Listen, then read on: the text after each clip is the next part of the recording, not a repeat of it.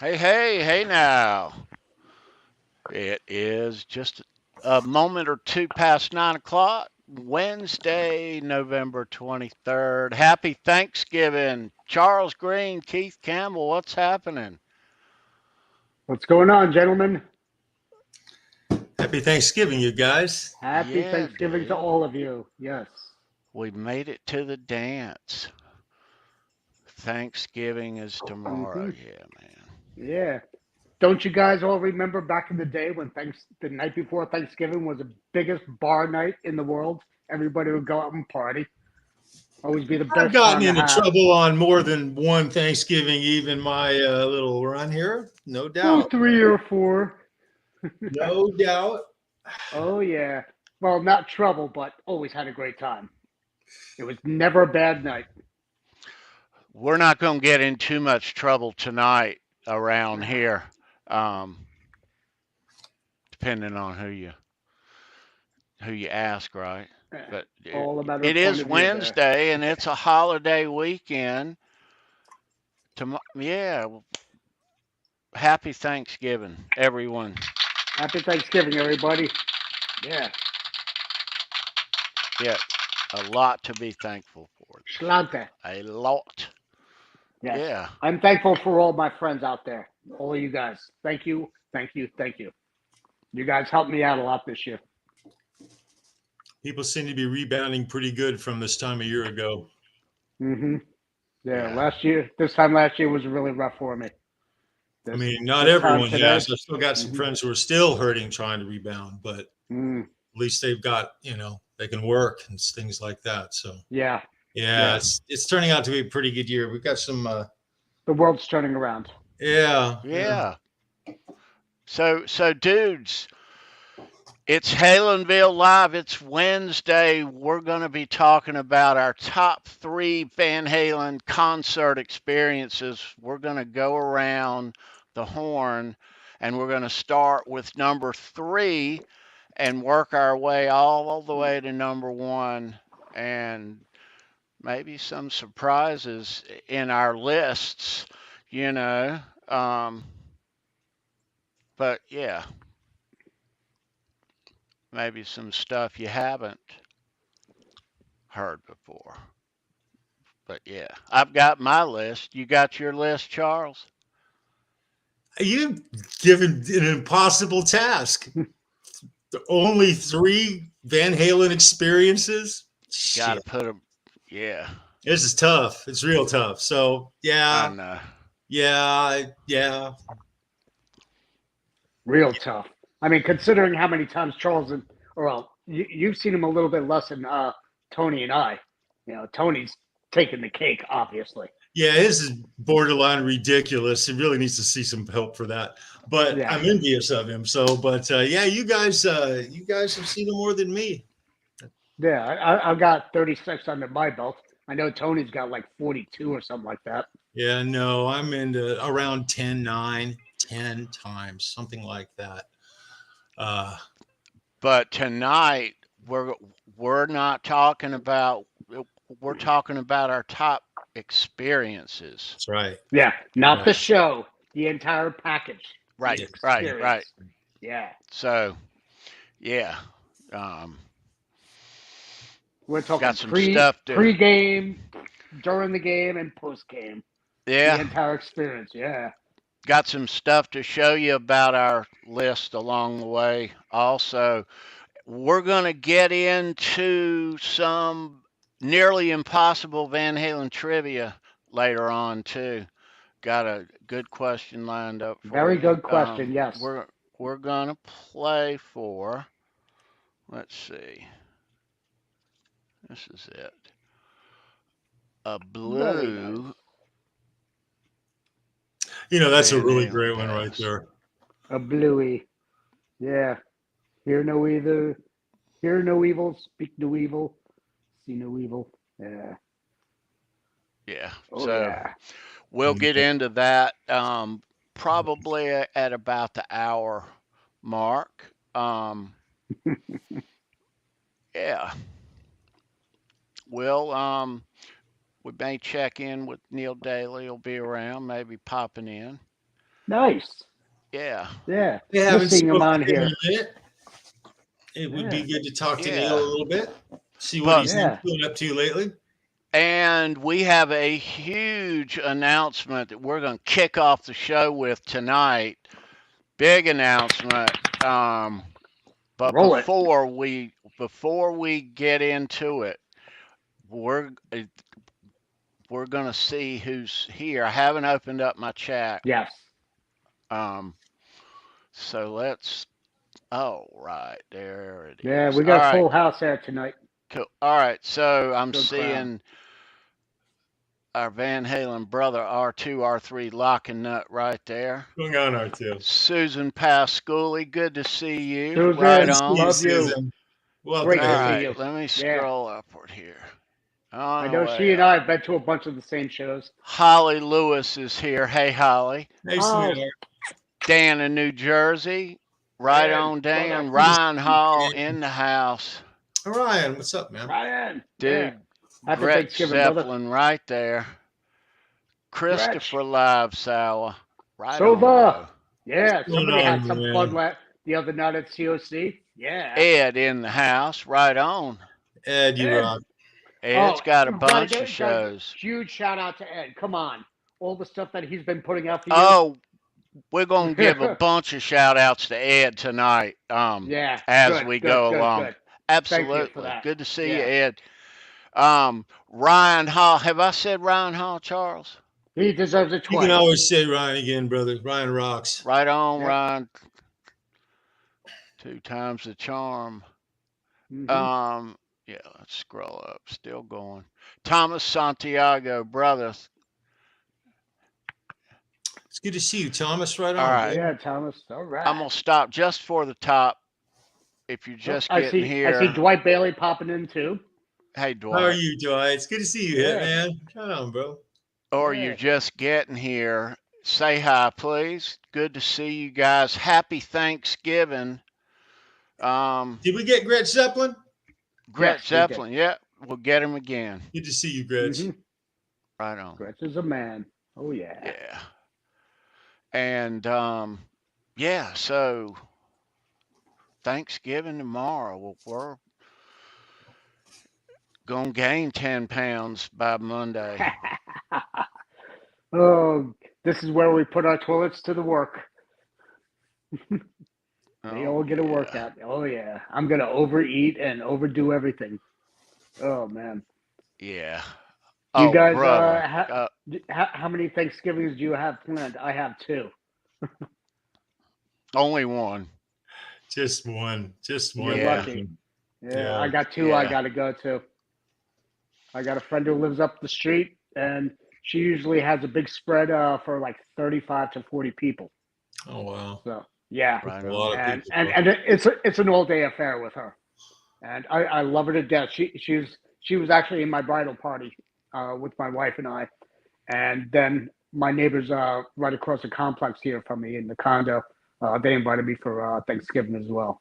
So Cool. I hope all of you out there are as blessed as I am today, Very and cool.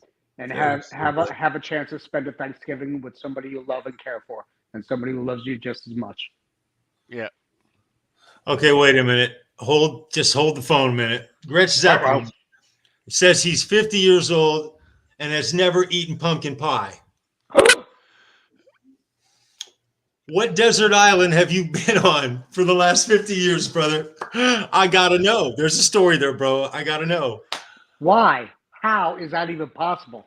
My God, your head will explode when you taste it. It's out of this world. It's a slice of heaven. And make sure you load it up with whipped cream, just like Sandra's animation did. Gretch, where's Gretch located? I mean, if you can say where's he at? I mean, is he literally? Everybody loves pumpkin pie, Charles, not just us in the South. Mm-hmm. Even when McDonald's has the pumpkin pies, Yeah. I get one of those things. Oh my God, those things are the bomb. You get a little vanilla ice cream with one of those. Forget about it. Now I'm Guitar hungry. Man Look what we've done. 45, what's up? Gretch, it's all your fault, bro. Wow, that's crazy, but that's totally cool, brother. You need to get you some. Yeah. Pumpkin pie is a must. Absolutely. Speaking of pies, I'm in my shopping for tomorrow. Canada. I'm halfway. I'm not cooking this year. I'm going to my son's, but Good. I shop. I bought a couple pecan pies, and I'm halfway into one of them. There you go. Yes, There you sir. go. Just curious. So, British Columbia, Canada. What do they eat pumpkin pie up in Canada traditionally? Is that like not a thing up there normally? And then my other question is, what's the favorite pie up in Canada? What do they like? I mean, do they do like mincemeat pies? Or I see Sandra mincemeat right there. Yeah. I don't know, man. Now I'm all hungry. Look what you guys have done. I got chili on the pot. Right on, dude. Yeah. Oh, that's British great. Columbia, I'm I sorry. love that area. Hey, British John Columbia is DeShane. so beautiful. If you ever get a chance, anybody out there, you get a chance, go up to British Columbia. It is so freaking beautiful. Oh my God. That's Oh, awesome. stunning. The Canadian Rockies are absolutely stunning. And I drove up there on my way up to Alaska. Just absolutely stunning. That's so cool, dude. Yeah. Hey, John DeShane, it's good to see you. John. Yeah. And BC Rich 581. Right on, bro. BC. Yeah. Right on, bro. All right, so welcome everybody. I guess we're gonna steer right on in. Um, well, all right, so let me before we, I may have somebody waiting in the green room. Let's see. Bring him in. Yeah. Long time no see. Yeah. Let's see. But yeah, we do have a huge announcement. It's best I wait until this person hops in here Yeah. before we do this. Yeah. I just want to point out that the chat is still talking about pie. Nothing wrong with that, dude. Dude. Nope. Come on. It always brings me back to my favorite little meme of Cartman with the ring. Pie. Speaking of pie, I want some pie. Yeah.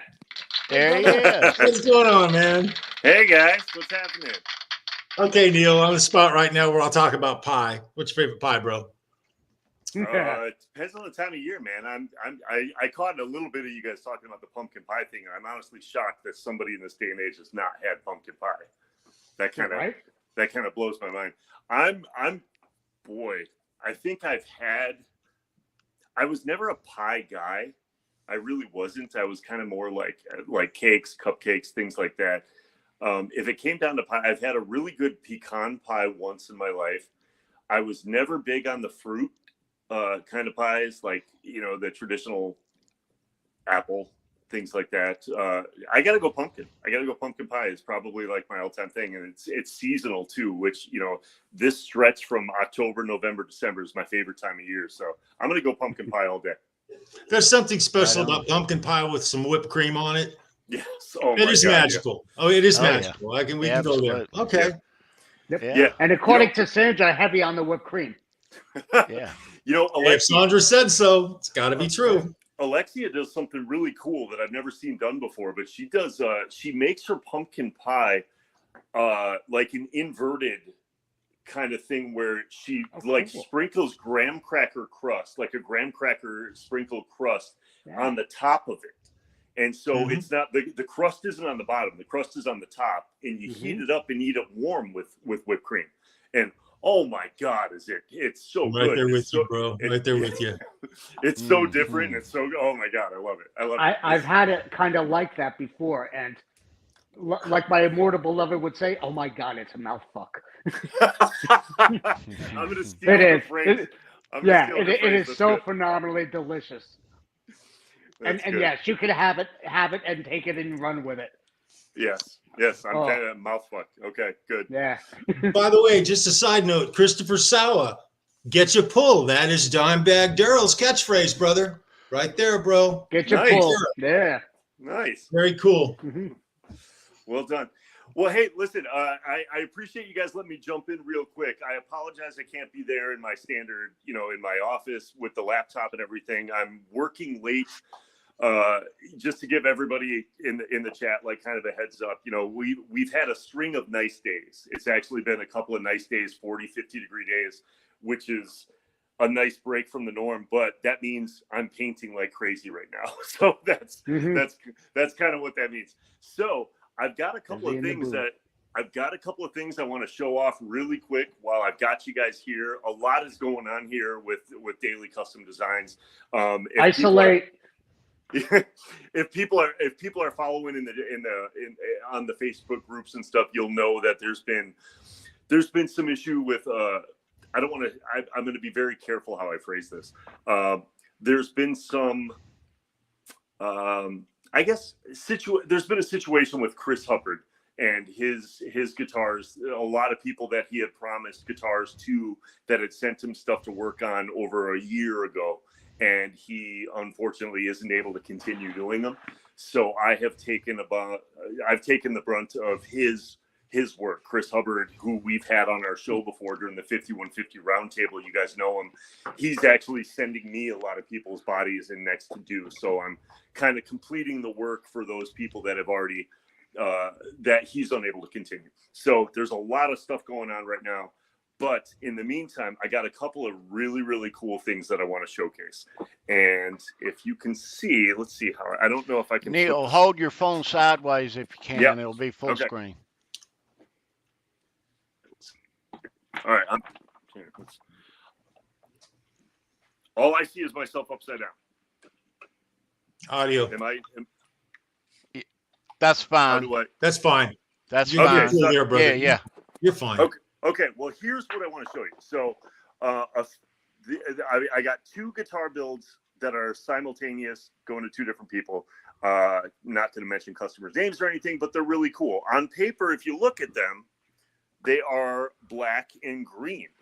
Okay. You guys will recognize the paint style. Mm-hmm. It is the Bumblebee. So on the surface, they just look like a black and green Bumblebee, right? Well, what if we were to do something like this? Oh, you got to be kidding me. You blacklighted them? I blacklighted them. It's a neon green paint that I spent about 2 weeks having custom made, and I went through a whole bunch of trial and errors on these guys. But oh my God, did they turn out insane. And I am so excited about these. These are these gorgeous. guys performers? Do they perform on stage? Do they Yes. do live? Yes. Oh, those are gonna pop on stage. Oh my God. Yeah. Wow. I'm super excited about that. So that's just something really quick I wanted to show off. I apologize if it's gratuitous self-promotion, but I knew you guys would be excited about it. I am. Hey, Neil, did you notice how I haven't said a word so far? Yeah, you've been awful I haven't quiet. said a word, brother. How dare you show me this eye candy, man? That's really He just picked his jaw up off the floor. That's why. Exactly. When Charles gets quiet, I know that the wheels are turning. Dude, those are absolutely gorgeous. You know how I feel about you and your work. So yeah. Those are beautiful, Bo. Beautiful. It's really exciting. And the funny thing is, man, it's so weird how when, I must have tried I must have used like 3 or 4 different, over-the-counter paints that didn't work. And then I had a custom-made thing. And then to get a neon reflective translucency that'll show up under a black light, you have to have it specially mixed and all this stuff. But what's funny is it takes a lot of, because those paints are not like your standard enamel or like a liquid type of thing. It's very powdery. They're very porous kind of. Well, they have aggregate in them. That's what makes them do what they do. Exactly. So you use a lot of it and have to cover every single thing on that guitar. So a couple of like yesterday, as a matter of fact, just yesterday, they were neon green guitars, and honestly, they looked pretty badass. Just solid green. They looked really I was So- gonna ask you, how many coats do you have to do on those? Oh God, 6 maybe. Just for the green.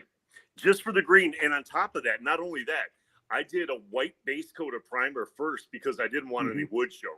So I did a really solid white, thinking that would make the green pop, and it probably did. It probably helped. But to get full coverage, to make it a very opaque green over, I mean, six coats of paint on it. But I loved the neon green guitar bodies by themselves. That would have been really cool. And then to cover them up with black, I was like sitting there going, God, I really hope this works. So Neil, this neon, is this something new that this could get good a lot? I mean, my goodness. Well, sure. And now that I know the formula, I mean, in theory, I could do neon anything. I could do neon yellow, green, pink, orange, purple. Like there's all, like the whole world just opened up now. This whole How many neon guitars are out? I can't recall ever seeing any. I don't know. But now, these particular ones just have the stripes on it now. But now I'm already thinking about flipping it and making them inverse. Like, what if the body was neon and the stripes were black? There's all kinds of cool, like, Charles, the world is it's like opened up a whole new can right now. All I'm doing is thinking. All I'm doing is thinking. So just one question. Those colors available in a traditional bumblebee color as well, is what you're telling me. Yeah, I knew you were going to say that. Yeah, bro, that's exactly where we're going with that. But the best thing about it is under standard daylight, they just look like a really cool black and green guitar. That's the nice thing about it. Like they don't need to be blacklit for them to look good. Sandra, screenshot this when he cuts off the lights, please. Now, Neil, is there any kind of a clear coat over that right now? Not yet, but there will be. There will be. Okay. Yeah, those look fantastic on the matte finish, though. Yeah. Well, I purposely went with like a, not chalk, but like a flat black. I didn't want to go glossy because the clear coat itself will cover all that stuff. So, your clear coat typically isn't a big, thick clear coat anyway. You tend to do a subtle clear coat anyhow, just enough to seal the paint. Yep, and that's me. That's that's just anybody can. There's a lot of people that will probably want a really glossy factory new kind of look and everything, and that's fantastic. Right. My style of clear coat is to make it kind of invisible. I don't necessarily want the clear coat to be the star of the show. Yeah, exactly. Yeah. So, wow, that's fantastic, though. Just the concept, it opens up so much, dude. It does. The mind's blown right now, man. The whole it's wide open now. So this is really cool. And I mean, anybody that's played live knows under stage lights, these things will just pop. It'll just be insane. Yeah. Imagine doing a Frankenstein like that. Yeah, right. And now imagine a painted headstock on it too. There's all kinds of stuff now. Right. So wow. So anyway, I just wanted to jump in really quick. Wow. Appreciate you guys for letting me jump on real fast. I'm sorry I couldn't be there live next week. I will be there. I will absolutely be there to catch up with everything that we got going on over here. Love all you people in the chat. Sandra, thank you for taking care of us. Everybody, I'll see you guys next week. Happy Thanksgiving to all. I'm very thankful to have. I'm so thankful to have you guys in my life and have a show like this in my life where we can just sit there and Halen out, and that's what we do, and we found a common ground, and this is one of the things I look forward to, and I can't wait to be with you guys live for the whole show next week. Right on. Neil, good to see you, dude. Happy Thanksgiving, brother. Happy Thanksgiving, guys. Love you. Talk to you soon. Happy Thanksgiving, man. Love you. Take care. All right. Right on. Wow. So many possibilities just opened up right there. I know, man.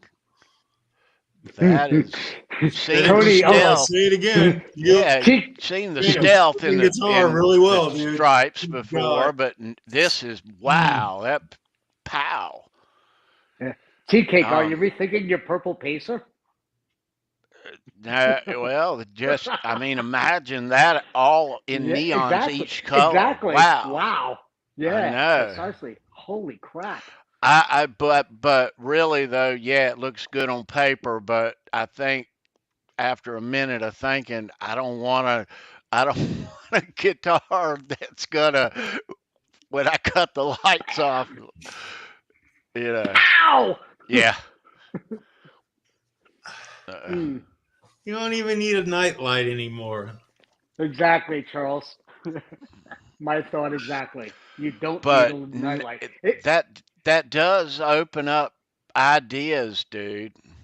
Yeah. Um, It yeah. reminded me a lot of my blacklight poster What's up, of Polly? that I had when I was a kid. You know, the Van Halen blacklight poster. I don't know if any of you guys had that. You know, I think I recall seeing it. I never had it. Yeah, I never had the Never had it. black light one. No. yeah, it had Yeah. everybody shot from the Van Halen 2 logos. You know, had the Van Halen 1 logo in the middle, and then up top it had David Lee Roth doing his split, and then on the bottom it had Eddie bowing back with the bumblebee, and then on either side you had Alex and Mikey with the classic Van Halen 2 logos. And when I saw that, that's exactly what it reminded me of. Holy crap, that's great. Yeah. Wow. Paulie, sorry. All right, kids. So, Good to see you, Paulie. Yeah. Take care, brother. all right, let's moving right along. Good to see Neil. So, we got a big announcement. Yeah. I'm still thinking about pie and Neil's freaking day job. Okay, I just want to put that out Yeah. there. Let's get Information into this overload. announcement. All right. All Yeah. right. Do it. All right. So, for trivia, we do nearly impossible Van Halen trivia here every week and got a good one on tap for you here tonight. But we're going to have a big contest in the month of December. Okay. And it's not going to start for a couple of weeks. We're sitting on November 23rd this week. Mm-hmm. So next month, we're going to take the winners from December 7th, the 14th, the 21st, and the 28th. And those four winners are going to, first of all, they're going to get one of these, which they'll need. Those are too cool. Now, there'll be a regular prize that those 4 weeks right there, Mm-hmm. but each one of you gets a pass and you're going to need it because on Friday, December the 30th, the day before New Year's Eve, we here at Halenville Live are going to have, where is it at? Here it is. There it is. Oh, yeah. All right. So we are calling this the Halenville Live Lost Year End Contest 2022. Okay. And so each of you four winners will be invited on the 30th to a backstage bash, a private party here in the Halenville Live studios. And we'll do trivia and for some really cool, bigger Van Halen style prizes, Oh which yeah. we're not gonna reveal now, but really cool prizes. It'll be a private party with you four and all of us on Friday night, December 30th, the day before New Year's Eve. We'll do it at 9 o'clock at our regular time. It'll be a private, no live, no record, backstage, and we'll Hmm. have a blast. There'll be a special guest here. I can't tell you who that is at the private party. Um, and what am I missing here, Keith? Oh, the prizes. The Yeah. snacks, TK. They have to bring their own snacks. That's Yes, bring your own party favors. But no, this is all right. So now, you four winners, we're going to have a backstage bash like no other. Um, and so if you look at the calendar again, that's the 30th. New Year's Eve is Saturday the following day. Okay, so what we're going to do is you four winners also on New Year's Eve. I'm going to invite you to be a part of the panel for Fruitcake Tony's New Year's Rockin' Eve right here, 11 p.m. Eastern, as part of your winnings for December in this lost year-end contest. You can come and hang out live if you want to with us on New Year's here You get on to be our a New Year's guest. show. Yeah. Yeah. You stay as Hmm. long as you want, you Yep. know. Yeah. But once again, there is the card, Ed Dubril. Thank you, sir. You rock, dude. Oh, That The is, and lost year end contest. Yeah, it's gonna be a lot of fun. my goodness, Ed. Thank you, bro. Super Ed's been cool. going off the rails on his animation lately. I mean, it's like he doubled up on his coffee intake. But so each week you're gonna get an envelope and it'll have one of these and the regular Hmm. weekly prizes. Um, yeah, and you get to be at the private party plus come back on New Year's Eve and party with us Hmm. again. So yeah, Yeah. So that's why not we're only do you get the calling backstage pass, you get all the other picks too, right, the regular gear, and then you get to hang. It's such a great package, and so right. smart of you, Tony, to do this. And if you make it out alive, we'll send you home with a Halenville Live prize pack with all our swag. Um, yeah, but Oh there yeah. are some really cool prizes that maybe we'll show them, but we're going to get on with the main course here Excuse me. tonight. But there are some really awesome prizes. There'll be a private four-man trivia, okay? Um, and everybody, the prizes, they're all big. Yep. Okay. Stay Yeah. tuned for commercials. Yeah. They will be good. Yeah. So you'll see a lot more of that. But once again, that's for next month as we approach New Year's, the Halenville Live Lost year-end contest. Yeah. And that's me right there and my security, I guess. I want to know where you got all the dance moves, brother. That's all. Oh Lord. My goodness. Right? You've been practicing, evidently. I think that's Jumps the around coolest better thing. than Eddie does.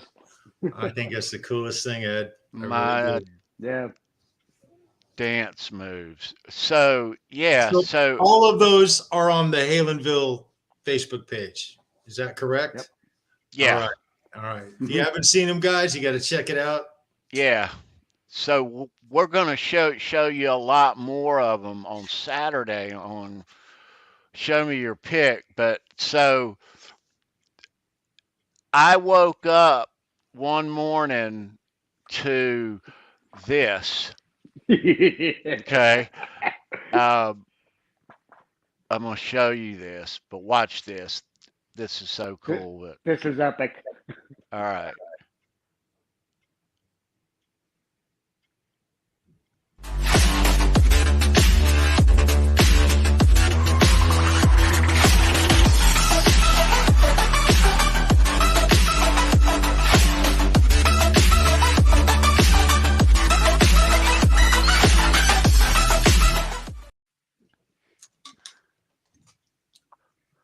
Right on, Ed.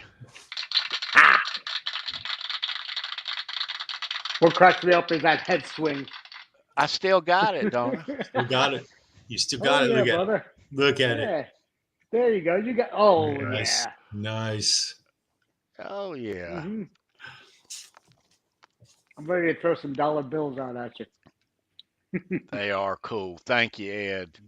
Great job, Um, Ed. Congratulations. Well done. yeah, we'll show more of them this weekend on Show Me Your Pick. Yeah, and we'll be talking about that.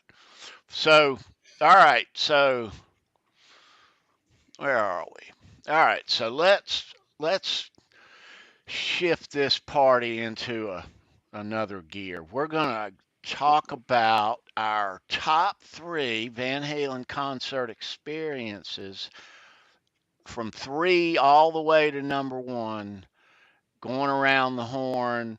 And I guess we're going to start with that guy. That guy right there? Yeah. You kidding me? Come on, jeez. All right. You the leadoff man. Jeez. Well, I guess I got the legs for it. So I'm the youngest here. So yeah, I got the legs for it. Number 3. This was ironically a show that I didn't have the legs for. It was 1993, Right Here, Right Now tour, and I was still recovering from being a surviving a human speed bump. I had gotten run over by a pickup, and I was still on crutches from the previous year. And I ended up doing whatever it took for me to get up front to this show. And it was July 5th, 1993, the Right Here, Right Now tour in Middletown, New York. And if you look it up, you'll find it on YouTube. Yeah. I've Vince, seen it. yeah. It was, Yeah. And it was such a great show. And I believe VH France is the one who recorded it all. And if you get a chance, look it all up because it was such a great show. Yeah. Yeah, it was. I ended up sitting back a little bit during the opener, which was Vince Neil. And he had Steve Stevens opening up, playing guitar for him. And it was a great show, but I still need to go get my my sneaker T-shirt, which I loved. Oh, God, I missed that shirt. But eventually, I'm still sitting here with 2 crutches and hooked up to catheters as well. So I ended up crutching my way all the way up front. And before the show started with Van Halen, I was really, really being treated graciously. Once Van Halen came on, it was a freaking madhouse. Oh God. And the people around me, God bless them, and I love them and I respect them so much. They were my barrier. They just stayed around me and like, don't worry, we got you. We got you. So I just stayed there right in front of Eddie's microphone the whole freaking show. You know, right on the rail, right in the retaining wall. I was like, oh my God. And a lot of you might have seen like the picture of Eddie where he's like throwing his finger out, like, no. And that's at the end of this show. He's throwing out his towel. And it was a madhouse. There were massive brawls behind me. It was insane on all this because he was just throwing picks out left and right. And it was so much fun. They were doing such a great variety of songs. Mikey was bringing back in the Star Spangled Banner into his bass solo. The drum solo was, of course, off the charts, and then there was Eddie, you know, and he was just sitting there, you know, pretty basic, you know, but he was off the rails. White V-neck T-shirt, white shorts, and he had his big old boxer sneakers, you know, all freaking striped out. And he would always get a chance. He would always jump up on his monitors and just like start soloing out there. And it was such a great time. And I looked back a few times and just like, it was so electric for me. And I was just so blessed to be, you know, part of that environment. And this is at a raceway, Orange County Fairgrounds. They normally have the Orange County Fair, and then you have a 3/5 mile gravel, dirt, clay. Yeah, it's a clay racetrack. Yeah, But, you know, yeah, and they played in the middle on the grandstand, right? Yeah. right. Yeah, right at the start finish line. And So Holly is asking Keith, and I was going to mention um, when you watch this show, and Keith will mention it a couple more times, but it is on YouTube, and it is one yeah, of the better ones from that tour, and it is a fantastic Van Halen show overall. But I never knew this. I had seen it, but Keith, right? You can see him holding up his crutches yeah, in, yeah, in the air yeah. like that. Yeah. Yep. Yeah, I threw it up there once or twice. But the one thing that I loved the most about it though is they played Unchained. Sammy Hagar never played Unchained, you know, and they freaking nailed it. It was so phenomenal. And then they started playing Right Now, and then it was off the charts. And he during this time also they were doing the feeding America drive, you know, where you'd bring a couple of cans in and Hmm. you know, for feeding the hungry and the homeless. And they started, you know, putting a little bit of positive effort towards that. And then at the very end he started playing Rockin' in the Free World by Neil Young, and it just made the whole place erupt because the way Eddie played it with the whole band. Oh God, the arm hair is already jumping up right now. And this is my number 3 song. But it Right was on. just such a wild show. You know, it was good and it was bad. And on top of it, it was hotter than balls. And the track was all it was all dusty because of the heat, because there was no rain going on whatsoever. And there's also one other little side note, and I got to do this because of, you know, he's my bud. Jay Hannon's first concert too. That was his first concert, and I got to give prayers for Ellie and Jay and Jeannie and Killian. All Hmm. right, Very but Yeah. cool. That was such a phenomenal show, and he will attest to it as well. Yeah. So that's my number 3. Right on, dude.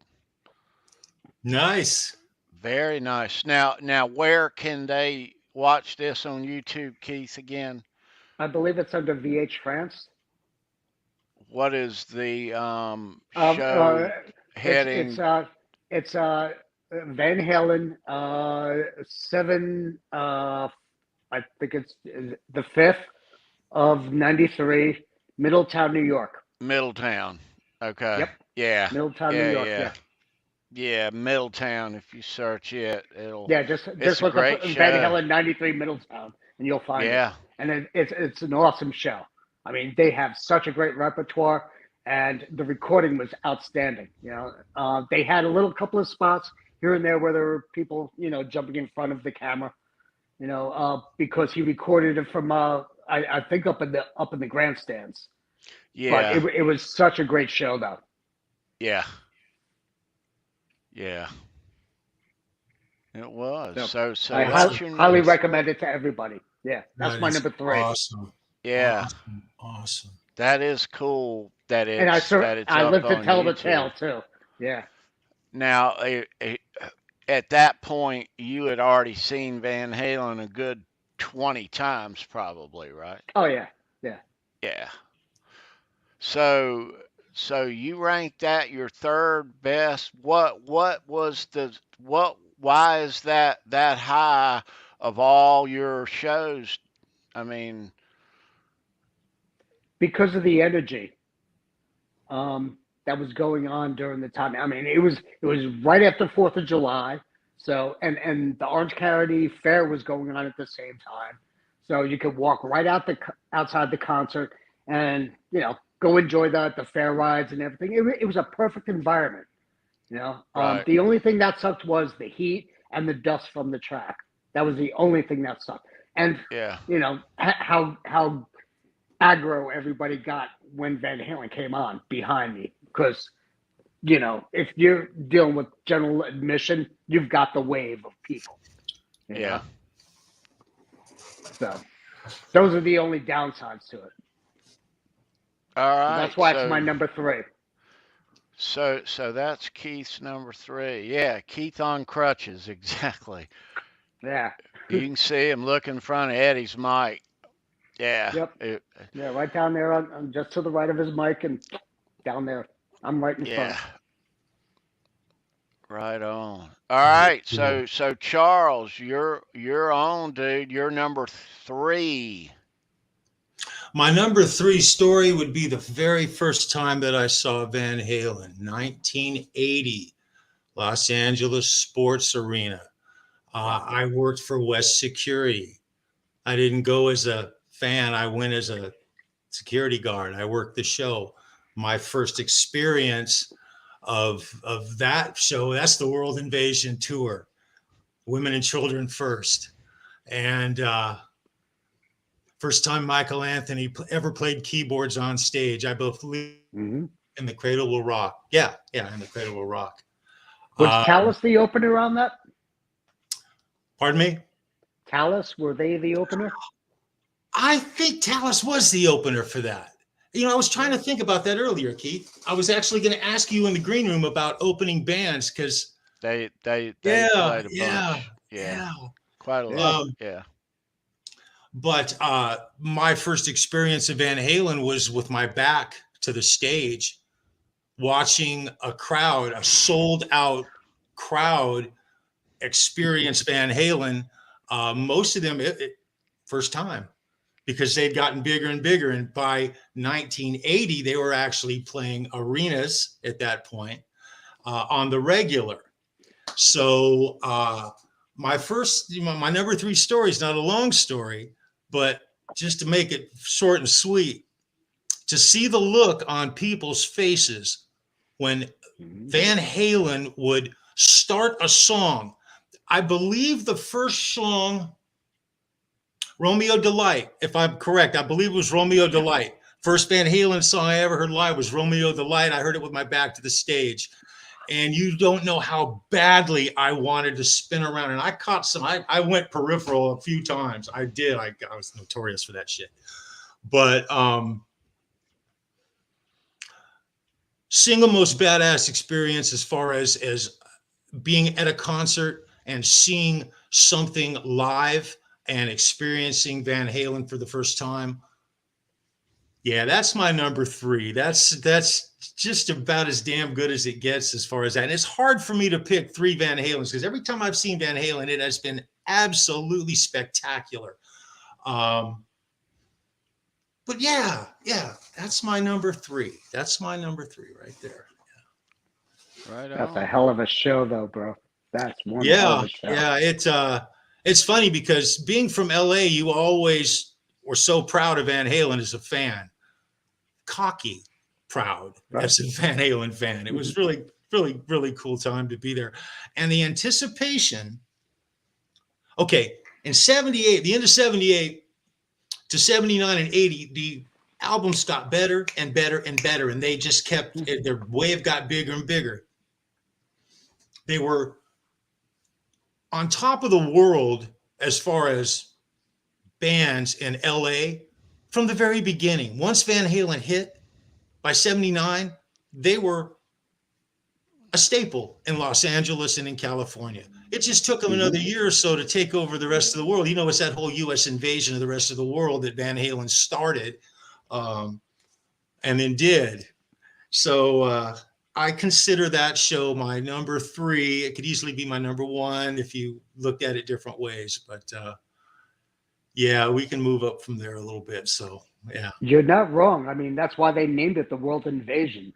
Thank you. That's exactly right. And we can camp out on that all night long, Keith. Absolutely. Exactly. Yeah. You know, they played the second song, I believe, Bottoms Up.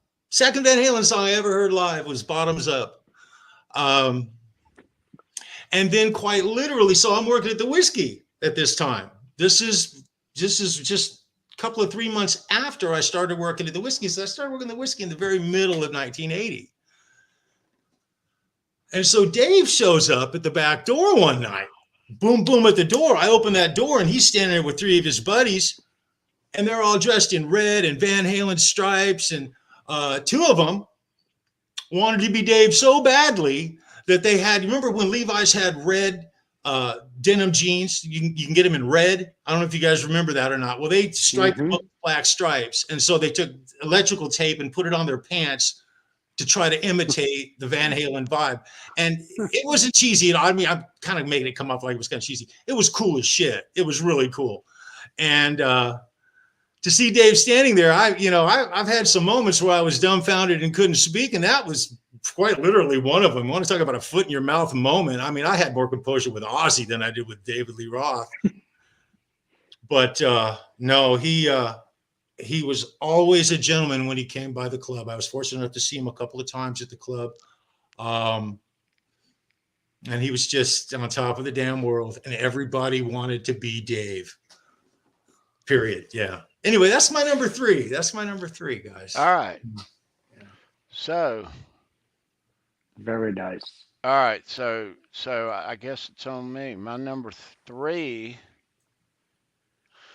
I'm gonna show you a couple pictures, but I'm also gonna let you hear, if I still have it, a See, we clip. screwed up. I didn't bring them audio visual aids for my next 2.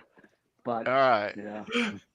All right. So my number 3 is, I've still got it. All right. So my number 3 is the 1988 Monsters of Rock show in RFK Stadium in Washington, D.C.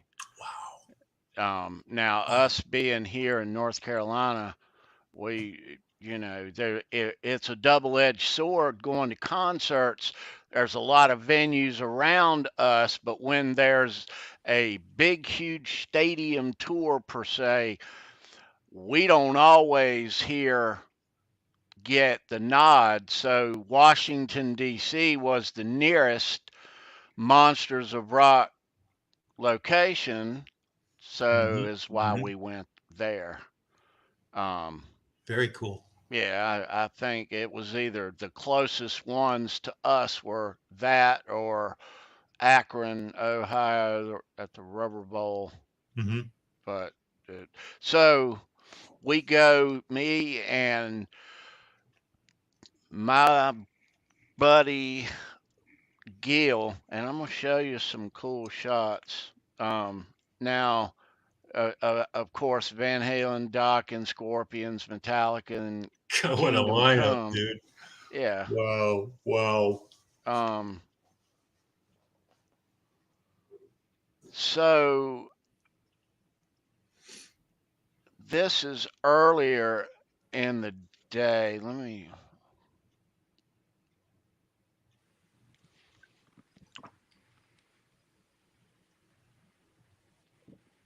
That's George Lynch, Jeff Pilson.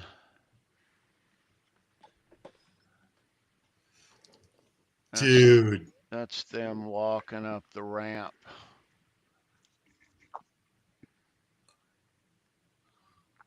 Oh, dude. Damn. Very nice. And that's Wow. them leaving the stage about to get in that van. They put on such a great show on that tour too. Tony, what year is this here? 88. 1988. 88. Get a load of that van that they're getting into. Will you show that again? What kind of van is that, Keith? You would expect them to come off of that stage and get into something more than like a Dodge van. No, they're just leaving the stadium going back to the That's just leaving hotel. the stage. I got you. I'm sorry. My bad. My bad. Yeah, that's That's walking awesome, down the Tony. steps. That is awesome. So let me show you these. So don't tell anyone that you saw these, but so this is, I'll show you this in a moment. Don't tell anyone. Yeah. But so we go, we stay at this little hotel just outside of DC, Okay. and it's right beside a liquor store. Okay. Yeah.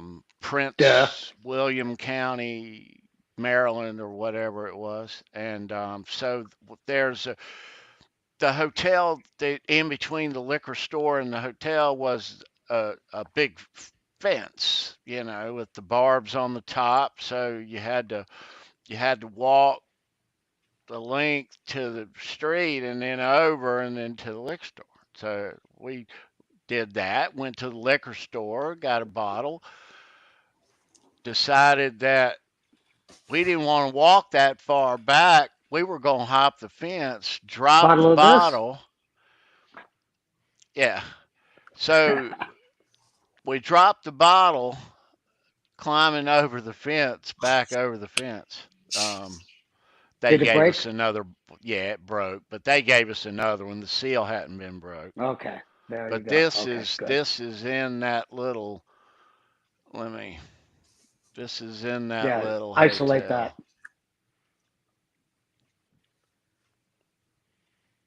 hotel. Oh, my goodness.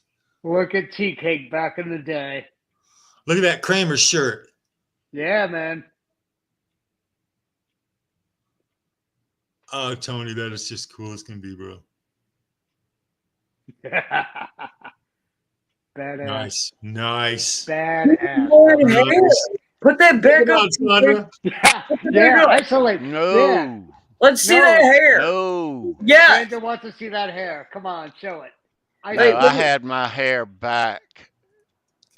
Look at that. Come Yeah, on. That is it so was. badass. Now, is this pre-dance moves? I'm That's guessing so. pre-show. That's in a rubber band or Mhm. something. Yeah. Look at That's him. the 80s, all right. Wow. Yeah. All my that life, was. I've wanted to be a Nice. gangster. All right. Yeah. But yeah, that's that a was. freaking Ray Liotta move right there, brother.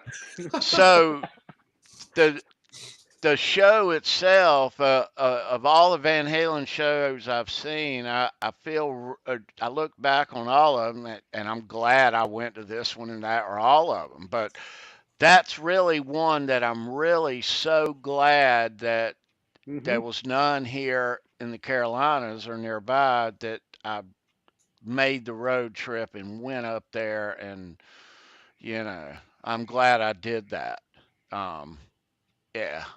But this is a little audio clip from that night. They so during the Van Halen set, in the back of RFK Stadium, they built a big fire. The fans did, and the fire department came. They didn't stop the show. That they didn't stop the show, but they cut the big house light. I can't call them the big stadium lights on. I'm gonna play you this audio clip, so it's loud enough, but check it out. Before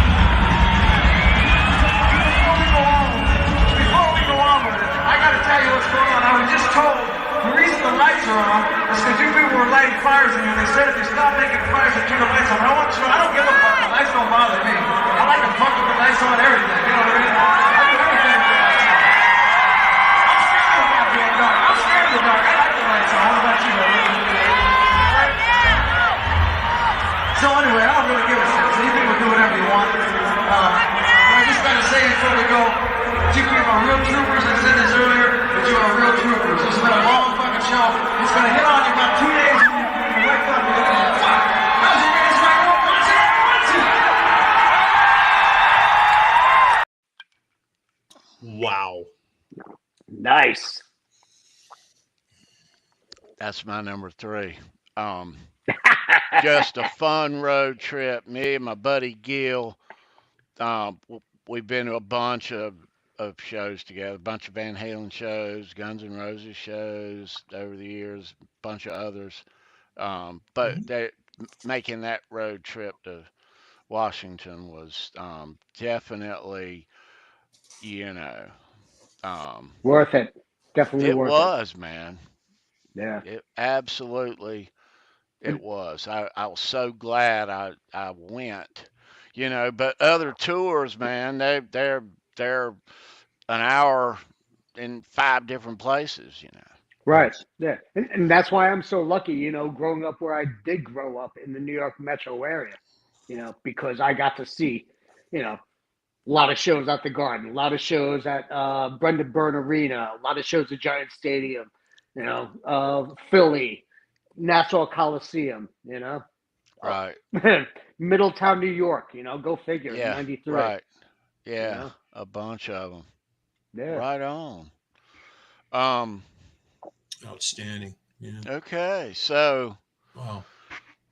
Are we gonna do a trivia, or are we gonna go to number 2 now? Don't let me forget. I've got a little unboxing here to do, you guys. Just don't let me forget. Yeah. Whenever you want to do it. So what we'll do is we'll go to number 2 after trivia, and our unboxing. We'll do our unboxing now. Charles has got a very cool unboxing. I got a letter in the mail from Jay Turner. Yeah, he does. Tony might know Jay. I might know Jay too. He's a bass player in a Van Halen cover band. Mm-hmm. And he is on my and Tony's immediate list to see, and he was nice enough to send me something here.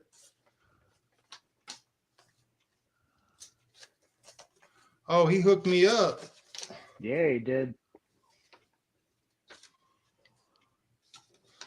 Jay, you rock, my man. I'm just going to show this like this, I think. Oh, my goodness.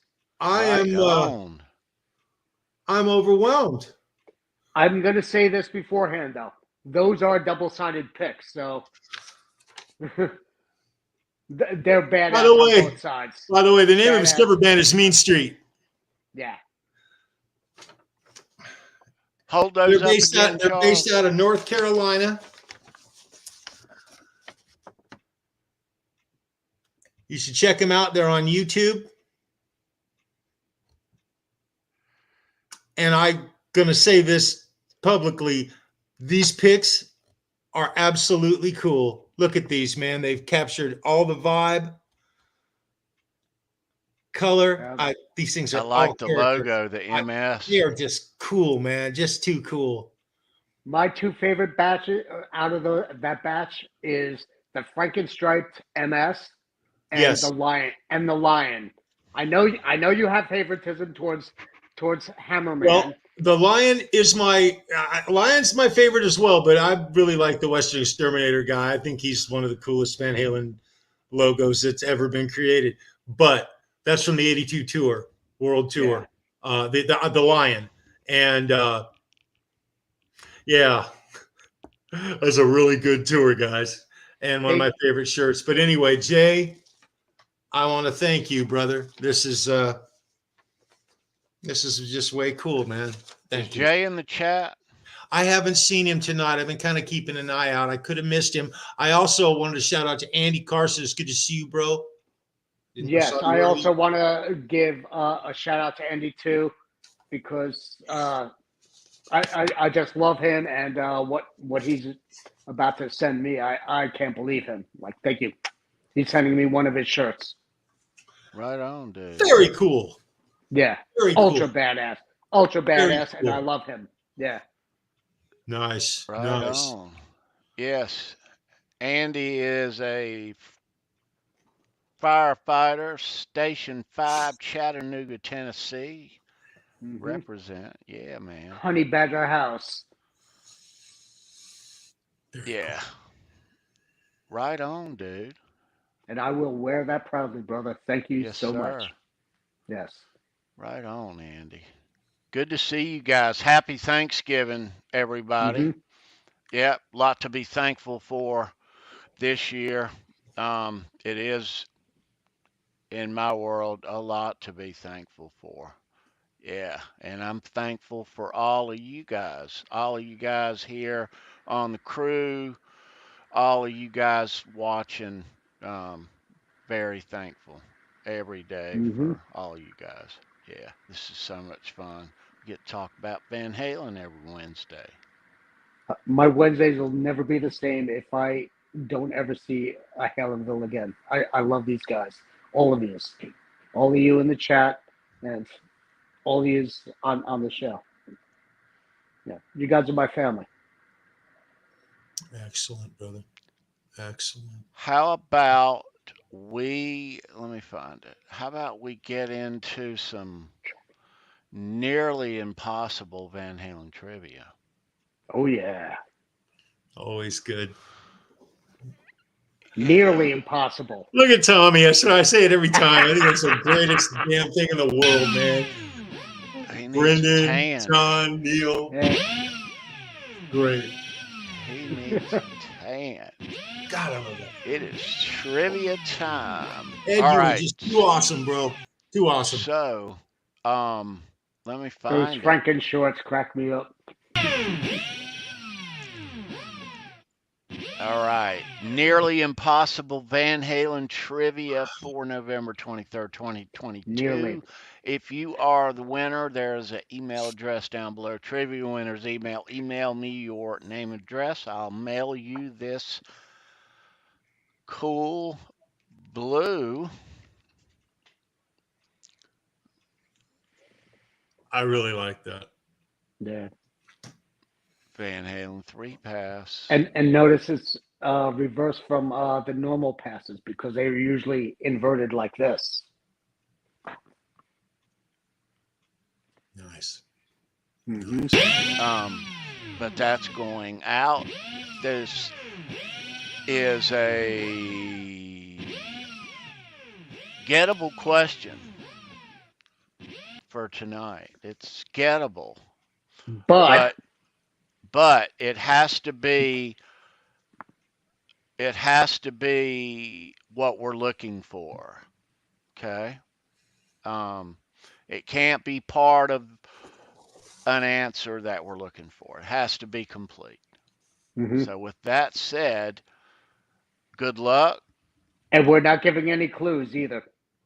Yeah.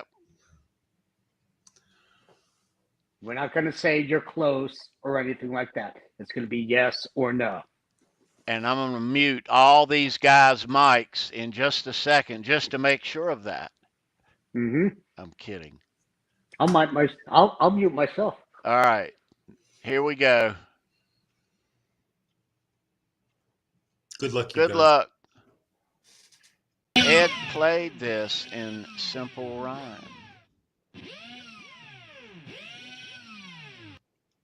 There it is. What do you think the answer to that is?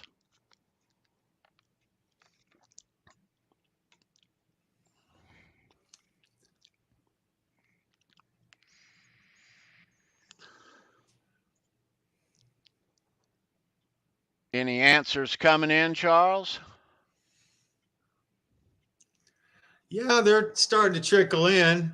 Remember, guys, you got to be complete in your answer. You got to be complete.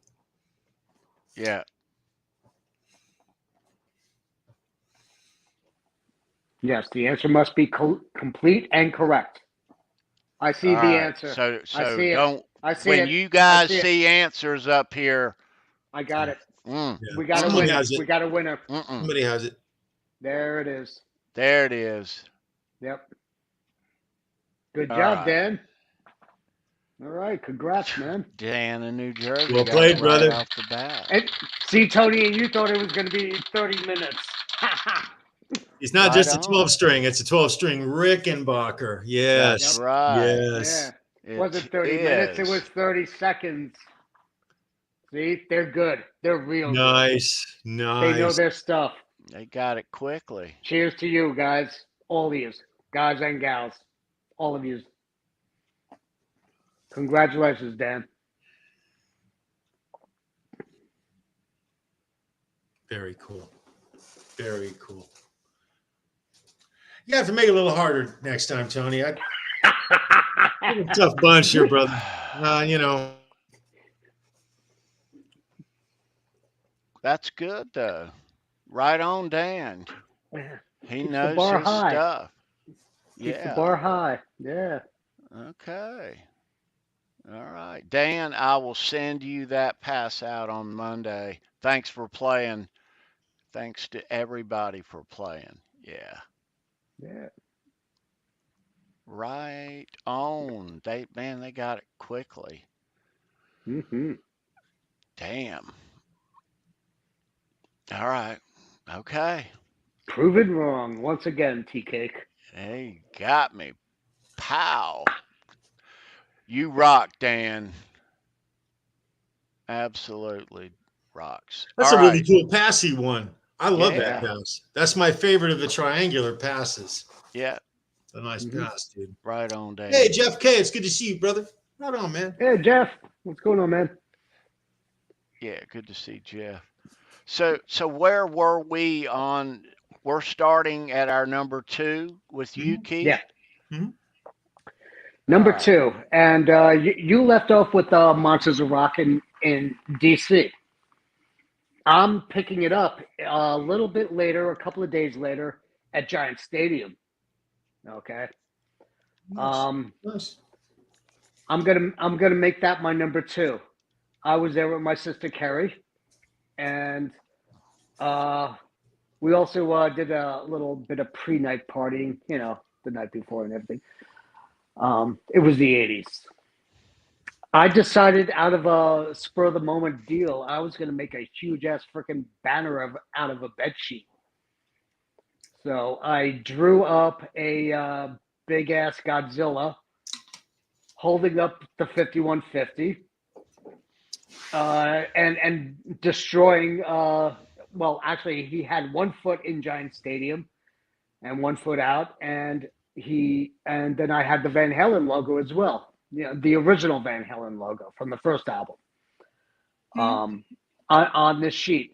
And I decided, okay, we're going to bring this in and we're going to throw it up on stage. I'm like, okay, cool. And my sister, she's like, okay, can you do this overnight? And I did it. And we showed up and met up with some friends, and then met some more friends, and then we saw all sorts of insanity at the pre-show out in the parking lot during tailgate time. There was one guy who was already, whoop-a-woo, and he decided he's going to start climbing one of the light poles out in the parking lot, and those things are 50, 60 feet tall. Wow. Have I seen a picture of that guy before? Isn't there pictures of that? Yes, I have posted those. I'm sorry. I apologize for not sending to you earlier, Tony. I should have sent you these pictures ahead of time. My mistake. But I do have them posted on my Facebook page. If you want to see them, I have them up there. This guy's 50 feet up in the air on a light pole. Yeah, and Wow. you know how tall those Wow. light poles are, and then they always have like the big signs like D12. You're in section D12, whatever. Right. Yeah, he got all the way up there. Wow. But by the time he got down, he slithered his way down. The cops were waiting for him, and he still escaped them. And then he escaped them surrounding him. And it ended up being like an episode of Benny Hill. He was running all around the parking lot. He ended up running into somebody who had a tour bus parked in the parking area. And they invited him, and they're like, get in here, get in here. What I found out after the fact, though, was they had an escape hatch in the back of the bus so he could get out. And they were just like stopping him, like, nope, you can't come in here. No, this is private property. Wow. And they gave him just enough time for him to escape. And then Wow. the cops got in there, and they were still befuddled. They're like, where the hell did he go? They couldn't find him. And that was before the show even started. He gave him the shake. Yeah, oh yeah, he shook them off big time. That's how we roll in New York and New Jersey. Nice. Gave him the old shake. Yeah. So then I we had a couple of pictures, took on the banner and everything, and you could see those on my Facebook somewhere back there. And my sister said, are you going to bring it in? I'm like, yeah, I'm bringing it in. I'm bringing it up on stage. I'm going to throw it up there. And, we got in right when Kingdom Come was starting, so. And then Metallica came on. And that's when my sister said, oh, we got to spark one up. So we lit one up. And that's when I just slid my back right down the front of the soundboard. It was right at the 50-yard line. And they were starting to play Sanitarium. And everything started to reverberate. I'm like, oh, yeah, this is what a buzz is supposed to be like, Nice. Nice. And Nice. it was hotter than balls. Yeah. June 26th of 88. And it was just like a perfect moment. Just like, oh, God, hearing that mosh and just like looking out and seeing the pit start to swirl, seeing the mosh pit, and then There's nothing like a good mosh pit. Yeah, but seeing it from ground level is something to behold. A lot of people they might see him from up above. In those days, it wasn't, mosh really wasn't a big, it became in the 90s at shows, but in the 80s, seas of people weren't moshing like they were in Europe over here in the States. Some of the biggest Right. mosh pits I Yeah. ever went into were in the very early 80s in punk shows and thrash shows. Yeah, And slam the dancing. biggest mosh I was ever in was Anthrax, an Anthrax mosh pit. Most violent pit. Yeah. Shit, we aren't even going to go there. That's how violent it was. Oh yeah. But over in Europe, there's mosh pits that'll have 200 people in it. It'll be a Oh, swirling, easily. churning, and Easily. that's really. I'm not into that. I like to watch it and love hearing it talked about from time to time, but I'm not down with massive mosh pits because people get hurt real bad, and it's Yeah. man. You're supposed to have a good this time. was You're not supposed to go there and Yeah. get trampled or whatever, or go to the hospital. So anyway, But it wasn't that at all. It was everybody just having fun, and all I was waiting for was a tornado to start up. Because this mosh pit was like 20 yards wide. Yeah. We're talking on a 50 wide yard field. Yeah. And it was just sick. And then after that, then we started working our way forward, because all I could do is just sit back and just in awe and just watch what Metallica was doing. They did steal the show.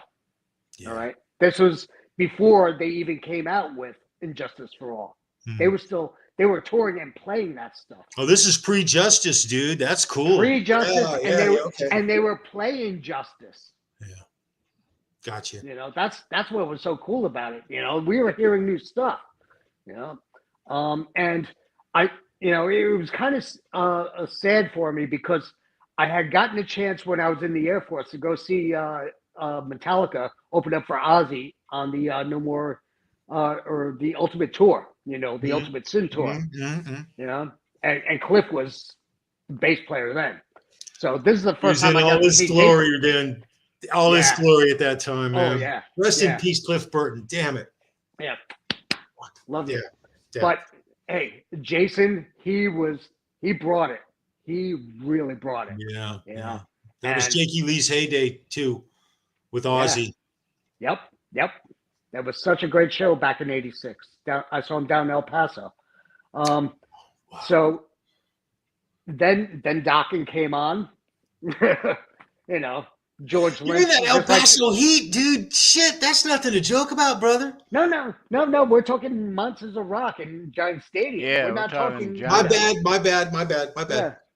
No, but seeing George Lynch, and this was right when they came out with Mr. Scary. Like, crap, your pants.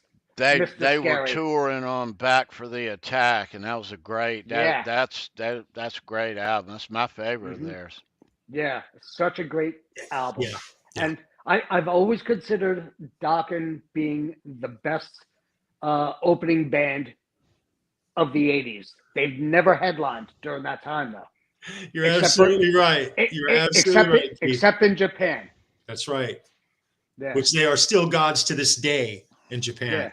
Because I saw him a couple of times open up for Aerosmith and Brendan Byrne as well. During like '88 and '91. Yeah. Are they ever going to headline? Come on. And then after that, you had the Scorpions. They brought it, and by then we were up front. We were right in front of Matthias. So he'd sit there and throw picks right at us, and like my sister would caught one. She was on my shoulder. She caught one, and he'd be like giving us a big smile and everything. Him, the big smile he always does. And then Eddie came on, and Sammy, and I mean, you can pull that up on YouTube as well. This show. Yeah, okay, I was going to ask you. I thought it was. Yeah, June 26th, Meadowlands, East Rutherford, New Jersey, and they have the complete show, so you can pull that one up as well. And they opened up with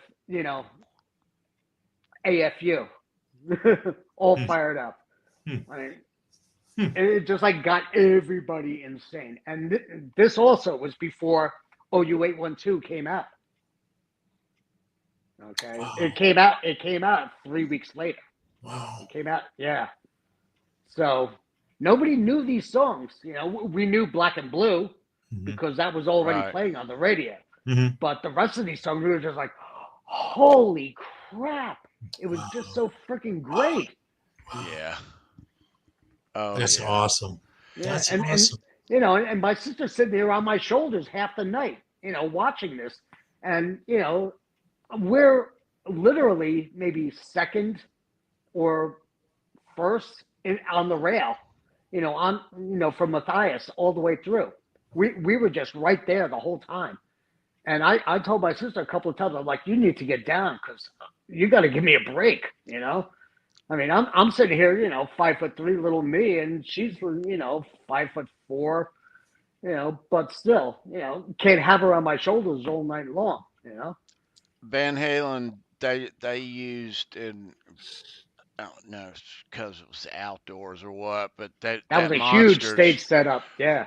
that Monsters run was the most pyro that they've ever used. Mm-hmm. Yeah. And they had the big Rings logo at the end that they flared off right behind Alex. And Alex had Alex's kit. Okay, he had 3 kits put together. He had the regular Ludwig kit. He had a Simmons kit, and he also had a North kit. Which had the drums that would come down and then swerve out. It had 8 bass drums. Yeah, and it all swirled. It spun around. It was just unbelievably awesome. Yeah, My God. I used to have an image of that in here, but that kit was as much excess as he's ever had. And it would rise up too. It rose up like 15 feet up in the air, and then right at the end, he would go doom, doom, doom, doom, and then he had these cannons that would shoot out sparks right at the end. Right off the sides, out towards the audience. The whole, right when he's doing doom, doom, doom. It was just out of this world. This is during his solo. Is that correct? Is that what you're talking about? Okay. During his solo, yes. With you. It was just, wow. And then Eddie's solo.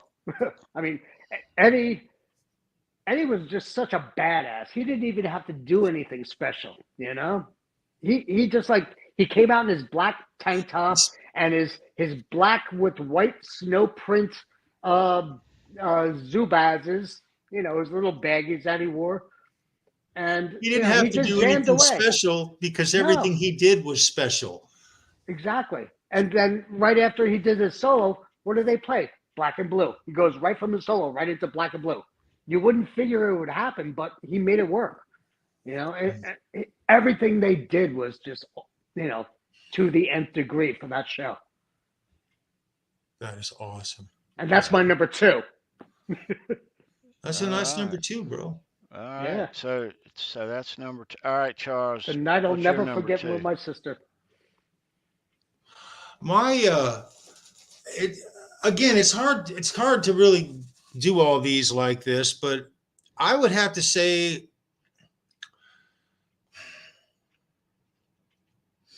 my number 2 is an area of time for Van Halen, a little more than it is a specific concert.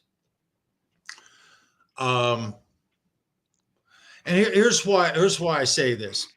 In 1982, about the middle of 82, they started a world tour that spanned basically from the middle of 82 to about the middle of 83. And so they played 3 shows at the Inglewood Forum a couple of 3 months into the 82 tour. So it would have been probably maybe October, the end of 82. 3 shows at the Inglewood Forum. I'm still working for West full time. 2 of the shows, I worked the shows. The 3rd show, my fiance and I went to the show as spectators. One of the single greatest nights of a concert I ever had. Hands down, period. Opened the show, Romeo Delight, I believe, was the opening. They played Unchained. This is a Hide Your Sheep tour, is what we're talking about here. And the vibe as a fan at that time was, in my memory, the single greatest pinnacle of rock time there ever was in my life, certainly. Certainly, easily, because we'd already come out at 78, 79, 80, 81. Better and better and better and better. So the expectation for Van Halen, they were as big, in my world, they were as big in 1981 as they were in 1984. Even though they were bigger and they were bigger as a band. I understand that. In my Totally. world, they never were any less big. They were always maximum huge. Right. Once they hit the arenas, there was no stopping them. You're right. That shit was over at that time. They set the bar. Everybody wanted to. Everybody. It was the bar. With the album sales, not to interrupt, album sales misleading, but they set the bar really high, really early, and they were the band out there at really from 1980 on. That's an absolute fact, and you really can't deny it. You can't deny it. But so the Hide Your Sheep tour is kicking it, and Christmas comes. They're on tour. I didn't see Dave. Now, I was out of the whiskey at that time. By that time, 82, the end of 82, I was engaged. I was already in fire school at that time. I was still working full-time pretty much with West Security, though, trying to get in at least 2 to 3 days a week with those guys for the better part of that year. And then in May of 83, Van Halen finishes that tour at the US Festival. And so I remember getting my paycheck. It was a full 6 weeks before it was scheduled for the US Festival, and Wes sent me my paycheck in the mail. I always get it in the mailbox, and I open it up. There's this flyer for this thing at Glen Helen Regional Park in Riverside, California, and it's going to be the US Festival. And I was familiar with the US Festival because it was the second year in a row for having it. And I did not attend the first one. So I'm thinking, wow, and I'm looking at all the bands that are going to be playing, and they're going to pay us real well. And I was really into doing the security thing as a security guard for a couple of 3 years in my early days, you guys. I think we talked about that on previous shows. But when I saw I was going to get the chance to work, and in my mind, I was going to work all 3 days, plus I was going to work the next weekend for the country. Okay, there was a country thing the following weekend, country western, bluegrass and stuff. And so Nelson, all them, yeah. Well, I wanted the money. I still needed to work, and that was still a big show though the following week though. Well, interesting enough, I worked the first day of the US Festival, and it was awesome. I had a good time, but it was 114 degrees, and there were. And we've said this before. They say 300 to 350,000 people. When on the second day, when Rock Day was in Van Halen and the Scorpions and Judas Priest and Motley Crue and Quiet Riot and Ozzy hit that stage, there was 500,000 flipping people at that place. Okay, I know this because I heard 9 or 10 sheriffs were in this group in this tent, and I heard them talking. I was a fly on the wall at that moment. I just heard them talking. And they said there was 500,000 people. And so I believe every word of it. It was the single greatest Van Halen show as far as Eddie, Mike, and Alex playing as a band live I have ever seen. I've said it before. A lot of people give him a lot of flack. I didn't care if Dave showed his ass. I expect Dave to show his ass. That's his damn job. He's supposed to entertain you. That's what he did. They were a party band, and they brought the party. They took a lot of shit for it. To this day, they're still taking it. I haven't heard Dave apologize once. But you also knew that they would call it the Disgust Festival. Absolutely. And when I say that Eddie's guitar work that whole night, Eddie Van Halen played the best show of his life to that date, as far as I'm concerned. And he played flawlessly in 84. I'm not even going to tell 84 stories. The 1984 tour was flipping amazing. They played several shows in LA. I got to work the shows and go there. Some friends and we all got to one of the best friend nights at a concert was at a Van Halen show in 1984.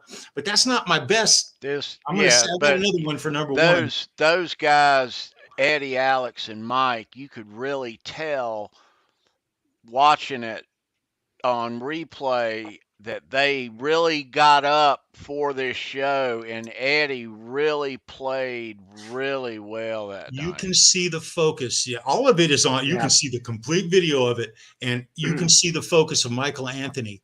You can look at his face, and Yeah. he is literally, Dave is showing his ass, and Mike is focused, and he's smiling, acting like it's normal. And you know what? For the most part, it was. For him. Yeah, well, it was just an example of Van Halen being a little extreme. That's the way I would take it. I didn't hear anybody there was a lot of people who went through a lot of shit at the show, and it was horrible. I've told that story a few times. Yeah. But for the most part, everyone who went to the show was entertained. And Van Halen did an absolute killer job finishing out that show. They followed the Scorpions, and the Scorpions played the best show of their night, of their lives at that point. I'd seen them a few times. And, and it's funny, every single band that played that day, from Quiet Riot, Motley Crue, straight on through, each band sort of exceeded the crowd's expectations. And there were moments of absolute magic at that show. The most magical moment was Magic Power by Triumph. Watching all those people just in unison, just like, whoa. It was absolutely spectacular. But Van Halen closed that show, and it was, I would have to say, the best Van Halen show I ever saw, as far as the band playing music standpoint. As far as the experience, single worst concert experience I ever had at a concert, just about. Just for sheer numbers and sheer stress and crowd and having to deal with people. I only lasted 2 days. Within 2 hours of Van Halen leaving that stage, instead of me going to try to sleep again for another day, I was in my car driving home. Really glad I'd left. And I didn't work the next day. And then You were like this, right? If that was the worst experience, how does it make your number two? Because it was one of the greatest Van Halen shows I'd ever seen. That's why. Mm-hmm. Absolutely. Yeah. One thing a couple of years ago I picked up on just watching and rewatching that show. Mm-hmm. Eddie had 2 guitar straps on Frankenstein. Yeah, you know, I've never figured that out. You're pointing that out, and you can see it. I'm not sure if that's a.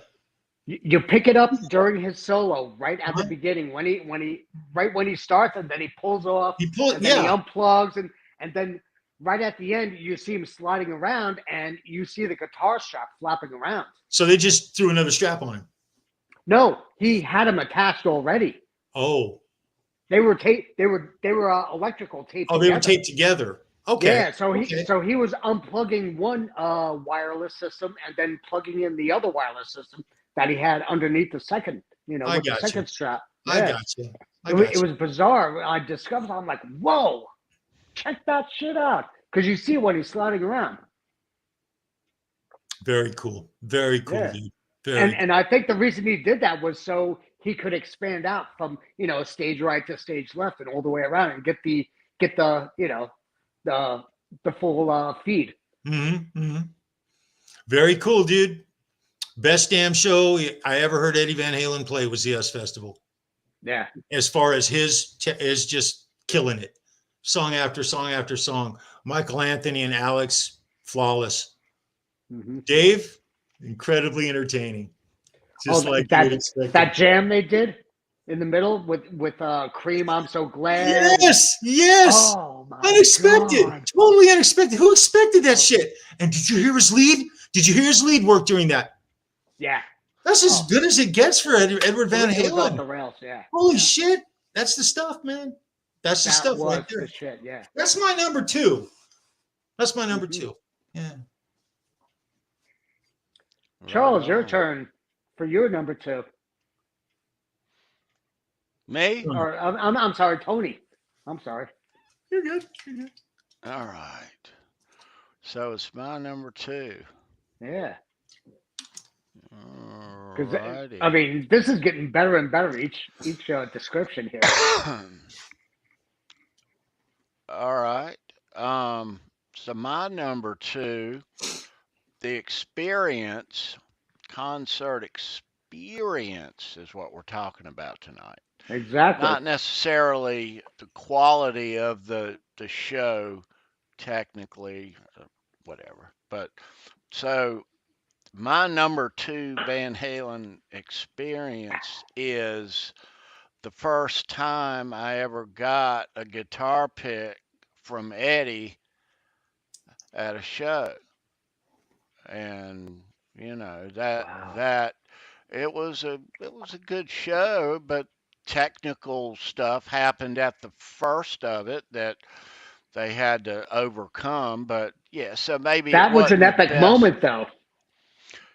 No, but it maybe it It's a wasn't the best defining moment for the show. Frankenstein. Yeah, but that's another story. But Yeah. the show itself wasn't the best show in the world, probably by comparison to other shows on that Right. tour. But August the 25th, 1981, fair warning, in Greensboro. Yeah, we saw him a few times in 81, but the one nearest home, the Greensboro or the Raleigh, is always the special one. So Mm, you take a yeah. camera or whatever, or a date, and yeah, but you definitely want to go. You make the road trips to wherever else, and everyone else doesn't want to go. So the first time I got a guitar pick from Eddie was that night. I'm gonna show you this pick. Do you remember their opening song, Tony, for I that do. tour? I do. It was On Fire. You're absolutely right. Mm-hmm. We're going to have a similar story here. Yeah. Oh yeah. Look at that. Look at That's that beauty. killer, dude. I'm gonna steal it, Holly, again. Sofa King Cool. That is So so badass. the thing about the pick is,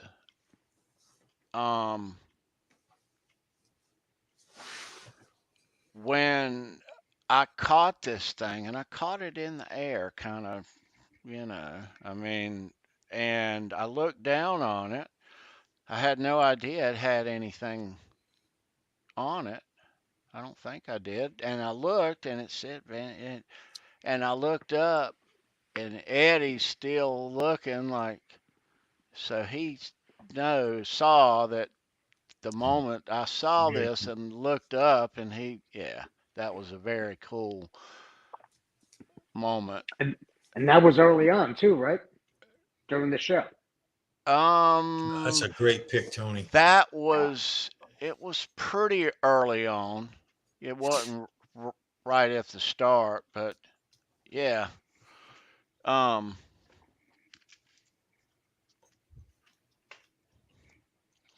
So Greensboro 81, I took a pocket camera to. Here we go. Yeah, I did. Here we go, bro. Fair Yeah. warning tour Isolate. in Greensboro. They opened up a few times in Greensboro too, as if I recall. Oh, Yeah. yeah, Tony, look at this, man. So Look at this is those. the fair warning tour. Oh my God.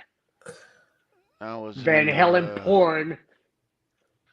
This is porn, kids, for Van Halen Wow. fans. Wow. All right, let's see what's on the other side of that.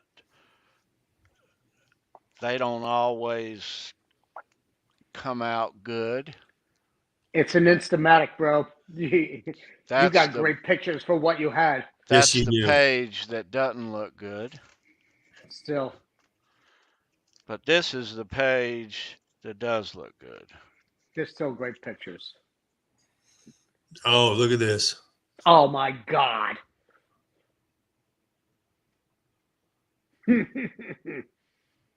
Dave in his glory. Jeez Louises. Wow. So you can see that I was out on the corner of the little ego thrust. Yeah, the ego stage. Those things are just usually teed off like maybe 10 feet wide on each side. It would go out like maybe 10 feet and then go out either side 10 feet from the main stage. For those of us, or those of you who have never been. I forgot to show you these. Check these out. Oh, that's a great Michael Anthony. Wow, that's an dude. awesome shot of Mikey. Holy crap, you got to post that shit. Wow. Yeah, even that one right there during the solo. Holy crap. He's sitting there screaming at his bass during the solo. I know that scene immediately.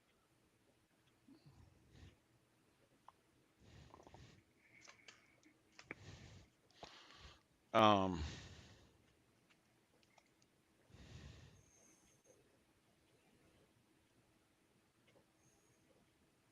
Yeah, you definitely need to get those photos out of there, get them scanned and get them printed and you know, enlarged. And wow, these are epic shots, brother.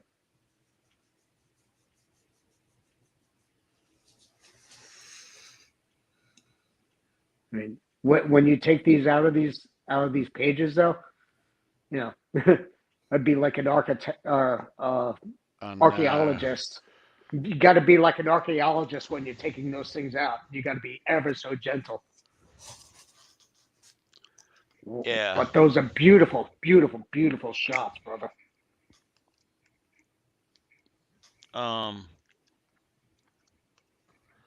So And you've got an there entire album is of those. there is audio that exists of this show. Mm-hmm. Now, yeah, Do you want to explain the backstory to the beginning? I guess I should at this point, since we're Yeah, talking about that day. Look at this shot right there. Okay. yeah. And note all that black tape on the top horn. Yeah, look at the top horn and the new tape that's all around it. Look where the Mhm. the connection is. The tape just kind of winds over everything. All right, so the story is, and I didn't know this until years later. I mean, but when they started the concert, and it's on YouTube, the audio is, and it's that show is heralded as one of the best sounding non soundboard recordings of the Fair Warning tour. But at the first on fire, Alex hits the cowbell, click, click, click, click, click, and they start the song, but then they back off and they pause, and you're like, what's going on here? I don't remember the band and what was going on. I remember Dave running out from my left, and but Eddie, I believe, broke the strap button. Okay, just as they started the show, and Rudy taped him up, sent him back out. Because Alex clicks the song off a second time, and they actually go into the song, and But yeah, that's been on YouTube for a long time. The audio has, but people always said, "What's with the extended jam?" And I never knew, but looking at these pictures, and I've never seen any others. Right, That's where this all came from. right. This all came from that night.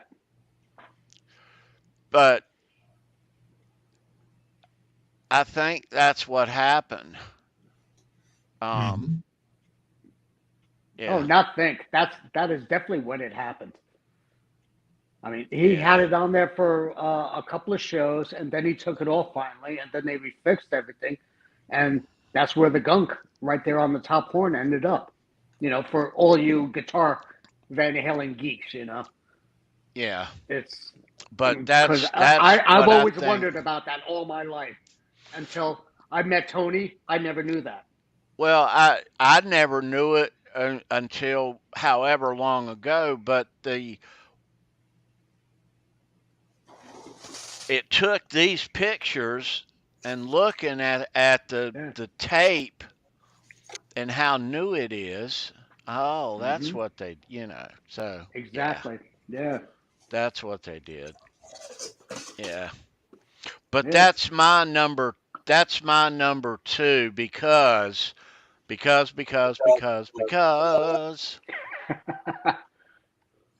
this was the Nice. first guitar pick, not only that I got at a Van Halen but any concert, Hmm. and yeah. So yeah, and that made that particular show really freaking special.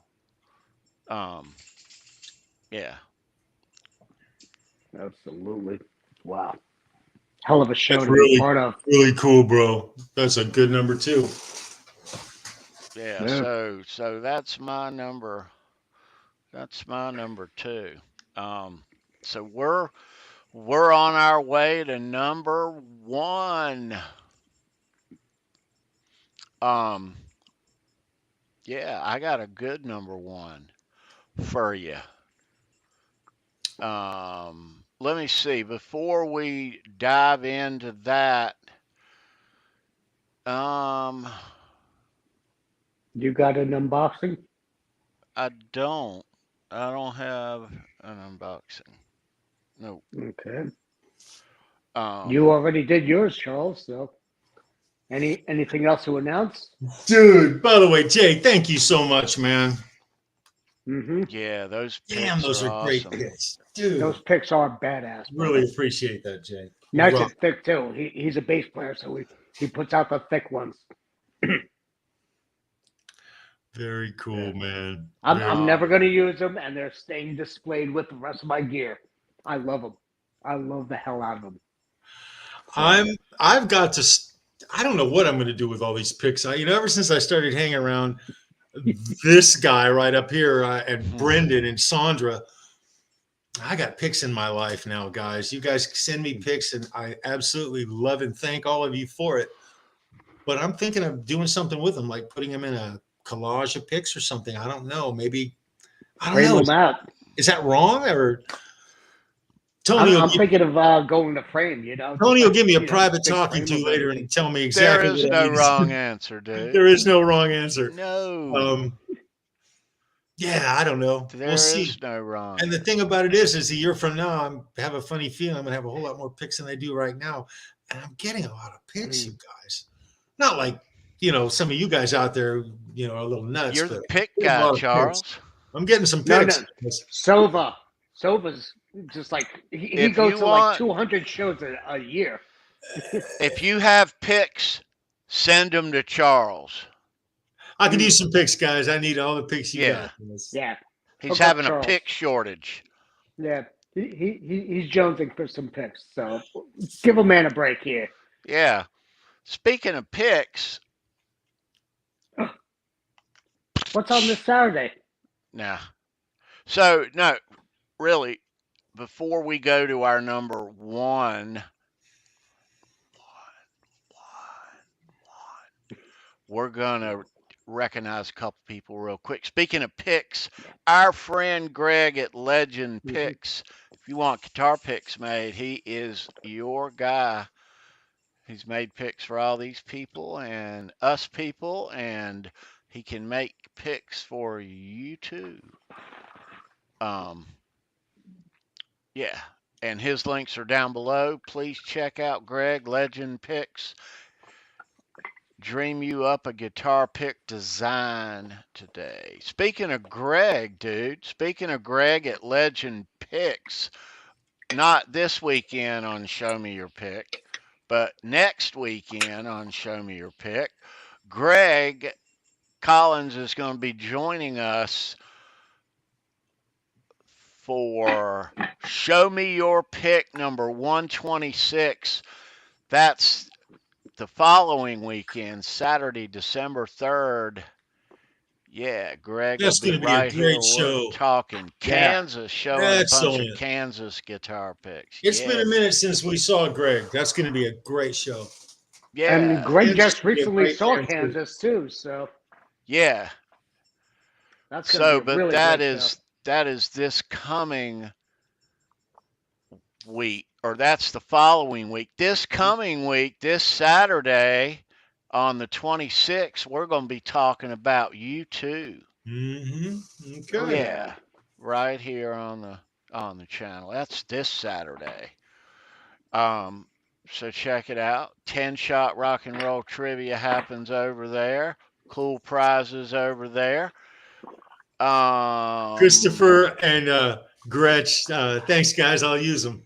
You guys rock. Very cool. Very And cool. so don't forget now that we have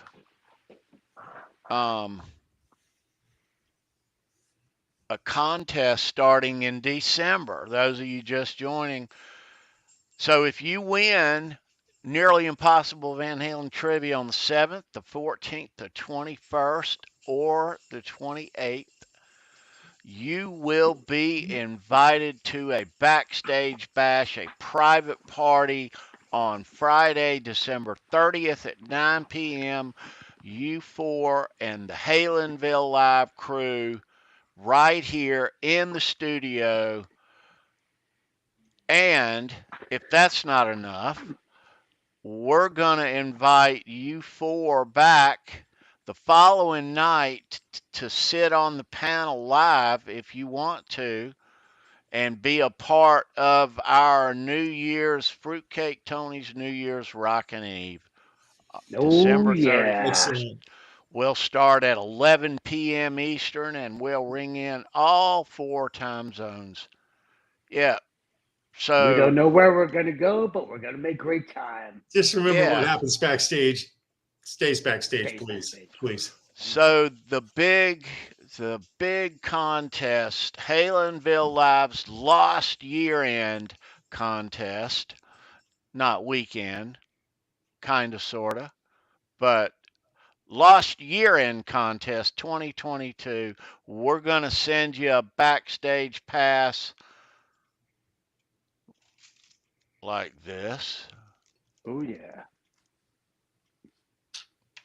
And yeah, like that. Exactly. And you'll need that to get in this party. There'll be a special surprise guest at this party. Can't tell you who it is. We'll do trivia at this party for some really cool prizes, some really cool, bigger coolness Van Halen prizes. We're going to put Stand out a by for promo. TK's commercials, too. We're going to put out a promo on this Mhm. contest. This isn't going to start for a couple of weeks now, but yeah, so if you're the winner on the 7th, 14th, 21, or 28, you're going to be invited on the 30th and the 31st. Hell yeah. 2 parties, 2 days, Nice. right here. Nice. One great New time to always Year's. be had. Lost Year End Nice. contest. Yeah. Mhm. Here it Yeah. comes, boys and girls. Get ready and buckle down. So that's going to be yeah. But remember, you have to earn this. You have to know your trivia. So Yeah. these questions are not going to be easy. And there's more to be We'll revealed after we'll that. give you these style passes, guitar picks, Van Halen koozies. Yeah, Yeah. dude. We're All the we're goodies. we're gonna treat you right. Yeah, it's gonna be a lot of fun. It may get a little wild. Not sure exactly what's gonna happen or what kind of shape all of us are gonna be in. Maybe you. What kind of shape are you gonna be in? Oh, takes me last halfway through the label before I could even make it through the night. We'll get you to sign the waiver first. No worries. Yes. I'm kidding. I'm kidding. But be careful. Get your It's shots got to be too. back by 6. Yeah, it's got to be back by 6. That's right. But yeah, that's going to be a lot of fun. And one more time, thank you, Ed. Man, he's such an artist, dude. Yes, he Phenomenal is. job. Yeah. Look at that, dude. Lost year-end contest. We are going to have some fun for New Year's. Yep. Hell, I'm jacked up for the 4th of July barbecue party that we're gonna have, based upon what he sent you. Yeah. Have you So have you shown that one yet? yeah. Come on, that's beautiful. That's the card for New Year's. It's already up on YouTube. So click your reminder 11 p.m. Eastern on New Year's Eve. We'll have a lot of special guests. It'll be a great time. And that too might get a little wild. Well, Yeah. it's New Year's Eve, so what do you expect? Duh. Yeah. So all this cold weather that's here, it makes me think of warmer times being out by the pool. How you Yeah. like that? That was a great day, you guys. Yeah. That was a great day. I couldn't get Tommy out of the damn pool though. Look at Lucy, just begging for scraps. Yeah. Jeez, we go from pies to barbecue. Oh, jeez, man. Tony, Now you're looking good, man. that's Looking good, brother. Brendan. That's Brendan That's in Brendan. the pool, Charles. That's Yeah, not that's Tommy. Brendan. Is that Brendan? Yeah, and, Oh, I and, see and it now. also, I am so sorry. Okay, okay. Yeah, and it's also, cold. gave Look me at an the inside. trees. It's not. It's cold outside, and he's in That's the cold crazy. water. Look at Sandra. Very And- cool. Very It cool. gave me 2 insides here. Brendan was, he was commando. Let's call it that. Yeah, that's Brendan in the pool. I'm so sorry. I just see that now. That's crazy. That's so cool. Lucy even made a cameo. Too Yeah, she sweet, did. man. Too Yeah. cute. My goodness, man. Yep. Yes, And That's then awesome. That is then awesome. you got your iced tea and your Mad Anthony's and your 5150 guitar there. It's just perfect. It's beautifully done, Ed. Beautifully done. Yeah. Bravo. All right. Excellent. So Excellent, brother. So we're gonna move on to Cheers, brother. our number 1. All right. All right. It's on you, Am I starting Keith. this off? You're gonna start this off, dude. I'll let you know this ain't iced tea in this bottle. This is real Jack Daniels. My number 1 is right here. Okay. 1984. I saw them July 28th, 1984 in Biloxi, Mississippi. I was in the Air Force, so I didn't have all this. I was high and tight. And it was literally 3 miles from my base gate. Wow. Yeah. I mean, like right down the street. And it was adjoined right next to the Mississippi Coast Coliseum was the mall. Okay, and that's going to be a thing later. But also right next to it was a condo complex with a bar attached to it. So my buddy Frank Heiselman and I, we both rented a joint there, and we were like, okay, we're going to get a weekend pass. Luckily, we did no harm that week, so we got the pass. And I was there for radar training. So, it was still like you got to still be on good behavior during your time there. And then when we went there, we camped out for our tickets, got the tickets.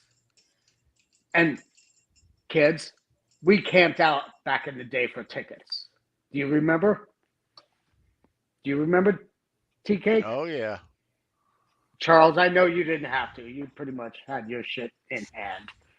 I've slept on a cold sidewalk in the winter waiting for Van Halen tickets that weren't going to happen until spring, of course.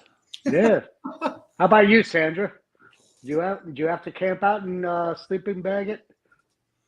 I can see Sandra camping out for some Pantera tickets. Oh yeah. So we camped out for it, got our tickets, and then it was January. Had autograph opening up for him. Nice, okay. nice. They had already had their album.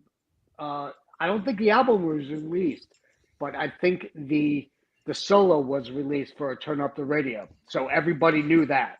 I'll be right back. All right. And,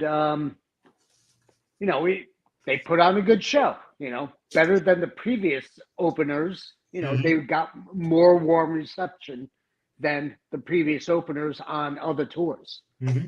Because when I'd seen them in 81 and 82, yeah. After the Fire and, what was it, the Granado Brothers? No. They didn't fare too well. Mm. So on this though, we hung back during autograph, and the minute that everybody went to go get their shirts, which we had already bought, we went up to the front, and we were pinned right at the rail, right at the wall. Nice. So Nice. and little 5'3" me, man. I wiggled my way up there with no issues. And then Frank Hausman, he just pulled his Chicago attitude and just muscled his way up behind me. Nice. Nice. Yeah. So we ended up there right in front of Eddie's in front of his microphone, just to the right. And I had stuff down in my pants and Instamatic, and I got this beautiful freaking picture of Eddie jumping right at me, right at the beginning of the show. Nice. Coming off the freaking riser. Like, oh my God. It's the epic shot of all epic shots. And this was before he had like the star on the headstock or 5150 on the below the guitar, below the tremolo and everything. Gotcha. This was the 7th show of the tour. Wow. Yeah, this was early. And it was a day after his birthday. Nice. So it was a very festive mood. It was a Saturday night and everybody was in a great mood. And I just got that picture. I'm like, oh my God. And I just stuffed the Instamatic after that because the flash totally set off the guy at the rail. He's like, oh, you can't take a picture. I'm like, I didn't take a picture. It was that guy behind me. So, excellent. Excellent. Me, I never got hassled or asked about a camera at a concert ever in my life. Ever. I always got it. Always. It never happened. I don't know why, but I always got it. But, this is when I'm up front, too. There were, depending on the venue we were at, for instance, the Whiskey A Go-Go, they had a 0 photograph policy unless somebody was in that club specifically to take pictures. And Right. I used to sneak a friend of mine, Ralph Oshiro. I used to sneak him in there, and he took pictures on 2 or 3 occasions. Just around the club of a couple of bands we wanted to see. And I think he did a crew shoot one time as well. But I got in trouble for that. Fred Keller, that manager I was telling you about, I got in trouble for having a friend of mine with a camera in there taking pictures during a show. Right. Yeah, I didn't get fired, but I got a stern reprimand for it. Yeah. So it's the thing, and at big venues as well, like at the Forum and stuff, there was a period of time on a couple of shows, I believe Billy Squire didn't want any pictures taken of him. Yeah. And but you also got to remember too, though, this was right when the show started. Yeah. Yeah. I mean, he's coming off the freaking riser. Yeah. Like bam, right at me. And then he jumps off and then gives a big kick, and then he's playing away. I'm like, fuck. Nice. And I'm just like so thankful I got that shot. So then, I'm sorry, Tony, what were you going to say? No, I was just making sure we were still on your number one. Oh, yeah. Yeah. Mm-hmm. Yeah, we're still there. So I'm sitting there just riding the rail the whole time. It's like, I cannot believe I'm in this scenario. Little old 18-year-old me in heaven, and I'm meeting Eddie freaking Van Halen, 10 feet away, just watching him jam away, giving him his smiles at me, and just like, throwing picks away and left and right. And I'm trying to dive for him, but I can't because I'm jammed to the rail. I'm like, ugh. So very cool. Very cool. Yeah. And the whole show was so freaking cinematic. It was beautiful. Alex's solo, Mikey's solo was off the freaking rails, and I didn't get even a chance to see what this, the floor looked like. Yeah. Because I was that close, and then later on I found out it had, the white with the black stripes, spanned out, from like, you could see it on the Panama video. But I was just like, holy crap. The one backdrop that just totally got me, and I know you love the Hammer guy from Western Exterminator, but the one that I loved was all of the trestles just like, crossing and clouds and everything in the background. It was just so freaking badass looking. Yeah. Oh my God.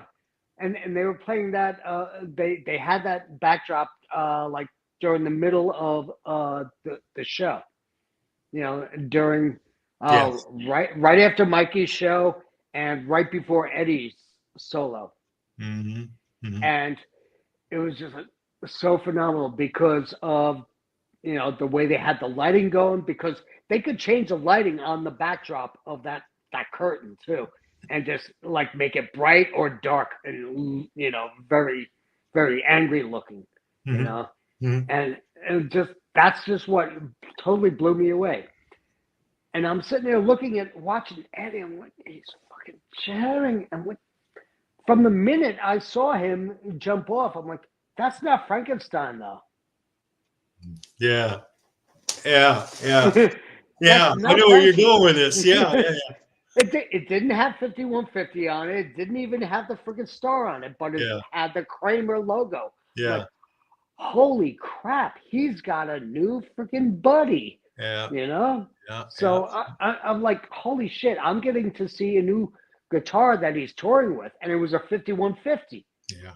Like, jeez Louise. Now, how early in the tour was this show? You said seventh show in the tour. Yeah, there were no pictures posted yet. I mean, we're talking like maybe 2 more weeks until something was going to show up in Circus or Hit Parader or guitar I player saw or him that week after that, and there was yeah, no. I saw him twice in 2 days, and then once, not a week later, and there were no. That's what I noticed too. It was just something new, but there were no numbers that came a little later in Mhm. on right, the right. And then I got a 1984 chance to see tour. him play the freaking Hot for Teacher guitar as well. Because they closed with that. Like, wow. But here was the kicker. After all that, They closed poof, with Hot for Teacher. yeah, on the Really? encore, yeah. I saw them all the times on the '84 tour. That was the second song. So they closed with it when I saw him too, I believe, Tony. Yeah, Yeah, they yeah. They so opened. They opened with Unchained, and yep. Yeah. no, no. Let me take that back. No, no, no, no, no, no. Hot for Teacher was in 1984. That was Actually, the yeah. second song. You're right. You're It was actually the right. second Yeah. song in I'm sorry. '84. I'm That's what sorry. I You're just right. said. You are right. Yeah, yeah, Yeah. yeah, yeah, Yeah. yeah, My yeah. apologies. You're My good. You're good. apologies. You're good. Yeah. Well, hey, we're talking about a lot of Van Yeah. Halen here, guys.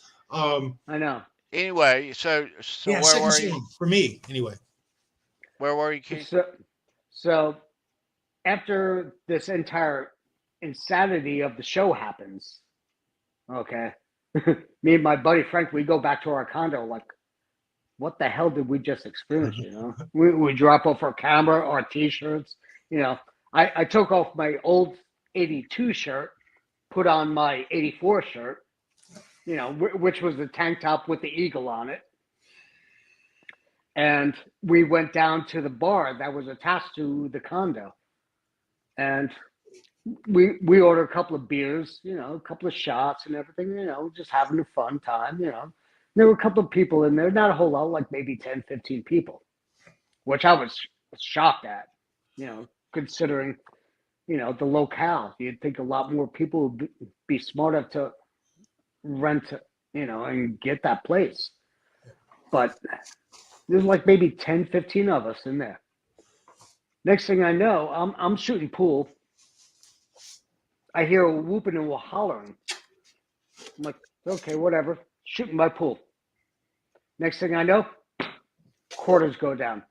Hey, you mind if I get next game? I look up, it's Ed. Fucking Eddie wants to shoot a game of pool. I'm like, Jesus Christ. That's awesome. That's I'm awesome. You better win that game that you're currently playing, brother.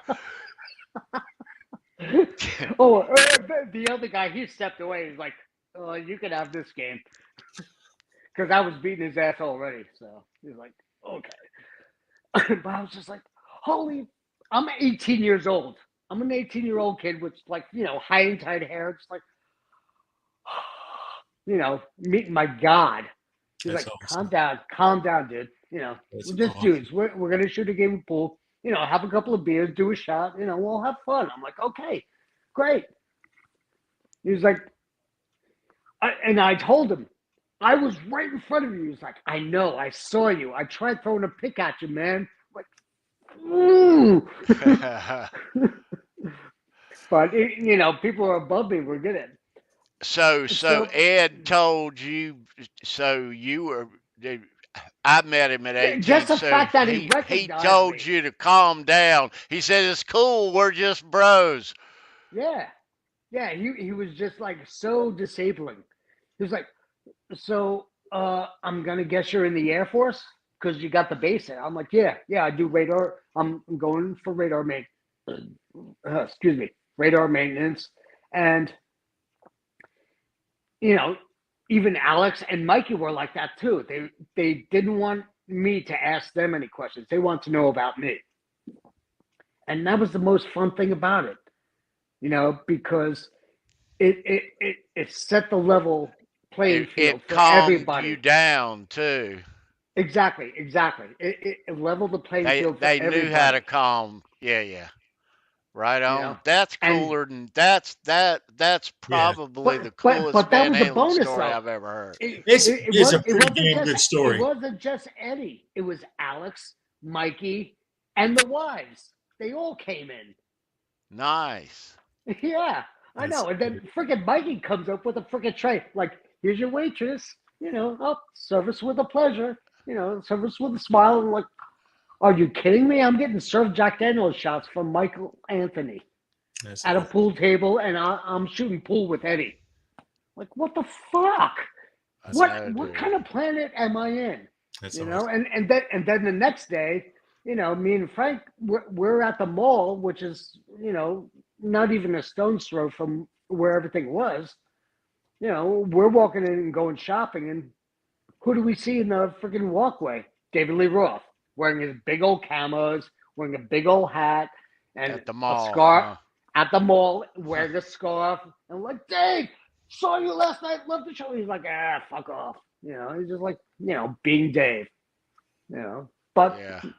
that was fun. You know, I'm just Yeah. like, that was my ultimate experience. Period. I'm sorry. That's a I pretty Yeah. damn can't awesome top it. ultimate experience right there, Keith. That's pretty damn good, That brother. is. I cannot gotta top say. that. Right I on, cannot dude. top that. No, that is it. Yeah, you just leave the '84 tour, you know. I got to shoot pool which with Eddie Van Halen.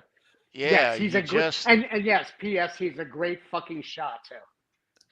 you just leave the and that '84 show was awesome. You just leave a great Van Halen show on top of the world shooting pool after the show, and holy shit, I yeah, dude. have to, because it's worth that.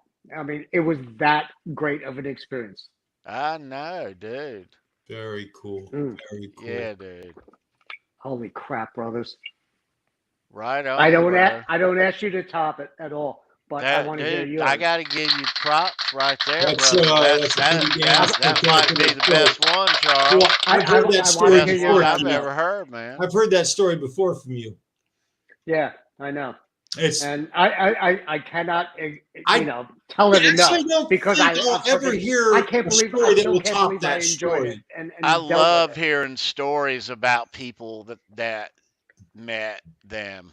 That You know? they're Yeah. so all of them are so Yeah. cool. And it's just like Dude, so coincidental yours is because man, that is they so rented the same cool. condo complex as me and Frank did, you know, because it was, you know, right there next to the Coliseum.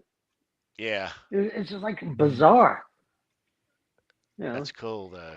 That is I mean, cool. I met him two Coolness. other times after that, but you know, none of those compared to this. And I've been to 36 shows, Yeah. you know, but that was, you know, a Wayne's World moment. Yeah, Yes. That's a Wayne's World moment. Yeah. that is a Wayne's World. That is that is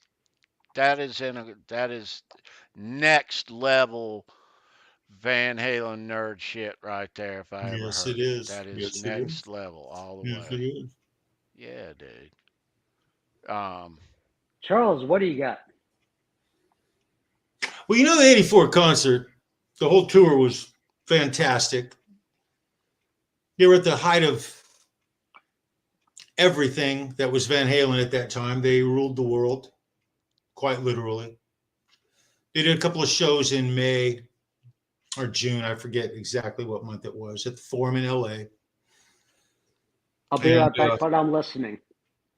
And I really, you know, this really, for all intents and purposes, could easily be my number one. The 84 tour was the height of everything. It was, you know, they opened with Unchained. They played On Fire, which they didn't play all the time. I've only heard them play on, I think the 81 and the 84 tours is where I saw them play On Fire live. I believe. I might be a little bit wrong, but I think I'm pretty no, close. I think you're right. They played Girl Gone Bad. I had a wonderful time at that show, but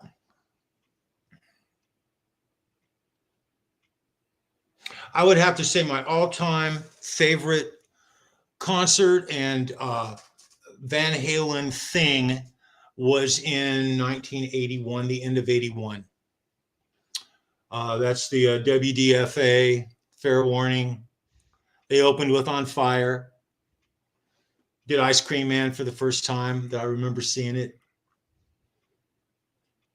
Feel You Love Tonight. Wonderful shows, wonderful shows. I think they did one show was at the Sports Arena in LA, and then they did 2 more shows following it up at the Forum. So I saw 3 shows. I worked 2, and I guested with 1. So in that period of time in 1981, I was friends with Robin Crosby. We were dating waitresses at the Whiskey. They shared an apartment. He was a big Van Halen fan. He and Susie went to the show. They were backstage at that show. I remember it. He went for 2, I believe. I don't think he went all 3 nights. He was with Susie at the time and not 20? Yeah. No, he was with Susie at the time. Okay. In fact, I told that story about a party at Michelle Naval's house where Tawny showed up at the party and he looked at me and said, "What the hell am I going to do now?" And I said, "I don't know, bro, but you're on your own, you know." But rest in peace, Robin Crosby. Rat was playing a sold-out show at the Whiskey A Go-Go in the end of 1981, just before Christmas. It was probably November, I'm guessing. And Dave was back in town. And he came, showed up in the club one night on an off night, just a couple of days before this Rat show. And he was a big Rat fan. He loved Rat. He knew Robin. He knew Steven. Yeah. They knew everybody. Everybody knew everybody in those days. But he showed up at a few of their arena shows too. Yeah. Well, interesting enough, he also had a real affinity for Motley Crue. And so on this one night when Rat was playing, Tommy and Vince and Nikki and Mick were all there. Everybody was there. Everybody. There were so many rockers for this show. And Rat was, they hadn't broke yet. This was the end of 81. So they were just a real popular. They were sort of coming into their thing, kind of like in LA, like Motley Crue already was. Motley Crue was before they did their demo. Yeah. Exactly. Yeah. And so this is what in my memory, this is one of the most memorable nights that I remember at the Whiskey A Go-Go. And what made it memorable was this. It was a sold-out show for Rat. All the guys from the crew were there. My girlfriend Gwen and Tommy's girlfriend Debbie were very friendly. I was very friendly with Debbie, the original girlfriends of the guys. And Lita Ford was there. And here comes Dave. Dave shows up, and Dave's got a girl on his arm, and they're all hugging, and he's into his thing, and he wants to get backstage and chill. Just one? Just one. Yeah. And so they're backstage, and he's backstage for most of the night. And anyway, it turns out that there's going to be an after party. And so Gwen and Debbie and Tommy and me are going to go in my BMW, which is parked right in the back, after the show to the after party. Dave was going to be there. And it was going to be one of the and I went to a lot of parties, you guys, but this was going to be one badass party. West Hollywood. It was up in West Hollywood. Yeah. And so the show's over. I've told this story once before, but I'll just mention it again because it's a good one. I hand my keys to Gwen at the end of the night, and she and Debbie and Tommy head for my car, and I go to clock out. And I come walking out that back door, and I walk up, and I look, and I notice the look on Tommy's face. He's standing there with this look of nothing short of disgust. He had this really just look on his face. And I look and I see Debbie. You know, I do all this at a glance, right? And I look and see Debbie, and she's kind of looking away, and and I look at Gwen, and she's got tears just rolling down her cheeks, and she holds my keys up, and she's taken my BMW key, put it in upside down, and turned it the wrong damn way, and twisted it off in the ignition of my car. So my night was shit. It was shot to crap, right? I wasn't going anywhere. Tommy ended up going with my friend Jeff. Him and Debbie went with Jeff and Dave. Gwen ended up, I don't think she actually went to the party. I think she ended up going home because what I had to do was call my father. I was only 19 years old, you guys. And so I call my father, and he makes a trek out to Hollywood to bring me some tools so I can start tearing the ignition apart in my car and retrieving the key and getting the locking, the locking mechanism undone. It's a big pain in the ass. And anyway, my dad gets there around 4 a.m. His second trip in his entire life to Hollywood. My father never, ever went to Sunset Boulevard. He had no reason to. There was nothing there for him. But he comes out there to save his kid, right? So he shows up, Hollywood. It's about 5-something in the morning. It's amazing how many 5 o'clock in the morning Hollywood stories I have. But oh, you think? Yeah, that's when the stories begin. This is true. See, that's why. And so, well, I'm 4 o'clock. I'm sitting in the, and for you guys who know the whiskey, if you took my BMW and pulled it in the back parking lot and kind of let the ass end hang out onto the sidewalk, just picture that right there by the back of the club. The Motley Crew lived right up at the top of the hill, about 100 yards up the hill on the right-hand side. And so my dad's there, and the sun's just kind of getting up. See, things are getting a little bit lit. There's nobody on the streets, nobody. And I hear this noise, and my father is literally getting ready to get out of my car and get in his car. I've got my car started. I can, do the wheel and everything, and it's all good. And I hear this like a kind of a sound come out of my ear, and I look down and I see this herd of people coming up Clark Street, right next to the whiskey on the sidewalk. It's about 12 people. Not 12 people. And I could tell that the voice was Tommy's. It was Tommy's voice. They were coming home from the party. And so as they're coming up next to the car, my father gets this look of shock and terror on his face because there's just a herd of hoodlums. I mean, you got to think about this. 1981. These guys look like freaks in my dad's mind. I mean, he had never seen so much hair. He wasn't used to seeing men wearing high heels. But anyway, Tommy Lee, I'm just going to say this is one of the nicest guys I ever met. He's very personable. He was very nice to my father because he comes walking up and he's with this herd of people, and they come and they crowd around the car, and Tommy walks around, and my dad's eyes are just big like deer's. And he looks, and as the crowd comes around, Tommy walks right up to the window. He leans in and puts his face right up to my dad. He goes, "Mr. Green," he goes, "Man, I love your son." And he shakes my dad's hand, and he's being and my dad's like, "Oh yeah." And he's shaking his hand. He's not just really awkward. Guys, he has no clue who Tommy is. It's Tommy Lee, Vince Neil, Lita Ford, David Lee Roth, and Robin Crosby. Okay. But he has no clue with who another they 6 to are, 7 of their buddies in front, their entourage, He has no clue who they are, though. And they're standing there at the, right at the front of my car. It's a little BMW, so everyone could see in very easily.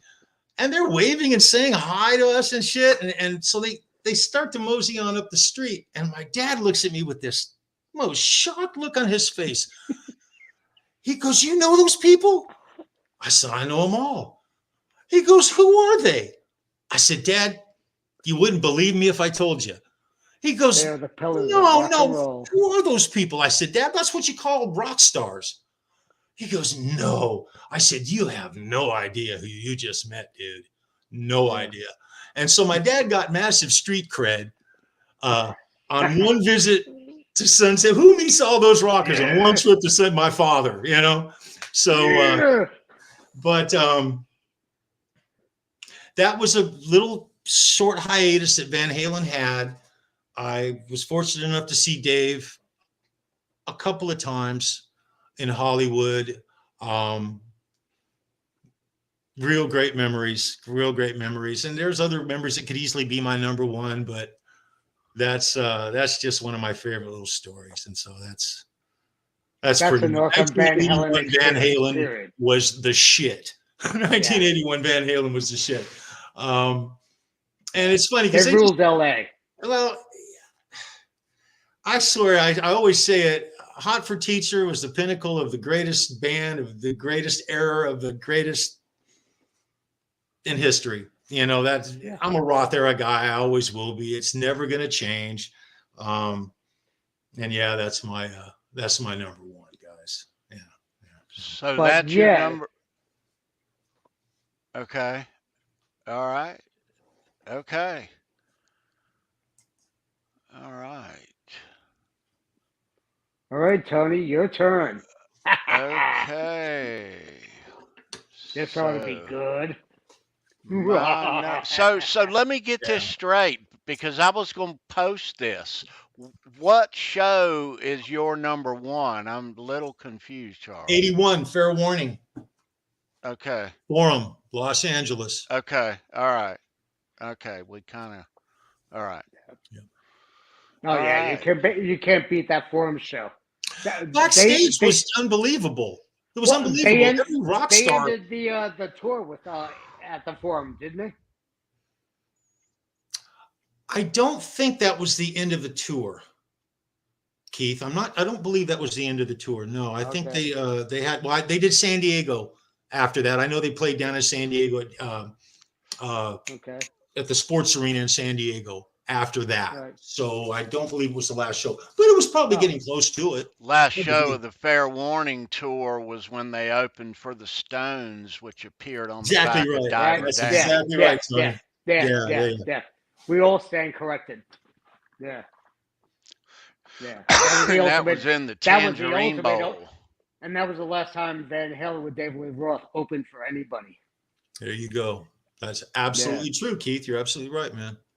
Yeah, and that was such a great freaking cover on the back album of Diver Down. Thank you, Lowe's, for that. Oh, love you, bro. Yeah, that was a great shot. Yeah. On the back of that. Yeah. And they sold those for a while on the Van Halen store. They still do. Buy the print. They still do. Yeah, it's still up there. I went up there today, and it's still up for sale. Yeah, so that's you can a still nice buy one. it for 80. Yeah, it's a beautiful print, and I highly say anybody, if you love it, get it. It's there. But also, if you want to get rare ones, you go to Lowe's.com. Yeah. Because he's got all the rare ones. All right, so we have come to the last of number one. We're at number one, numero uno. So I had to give this some thought. We've talked about the things, I met Eddie Van Halen probably the following week after Keith met the band. I met Eddie and Valerie, but I've talked about that, and I'm gonna put more time into that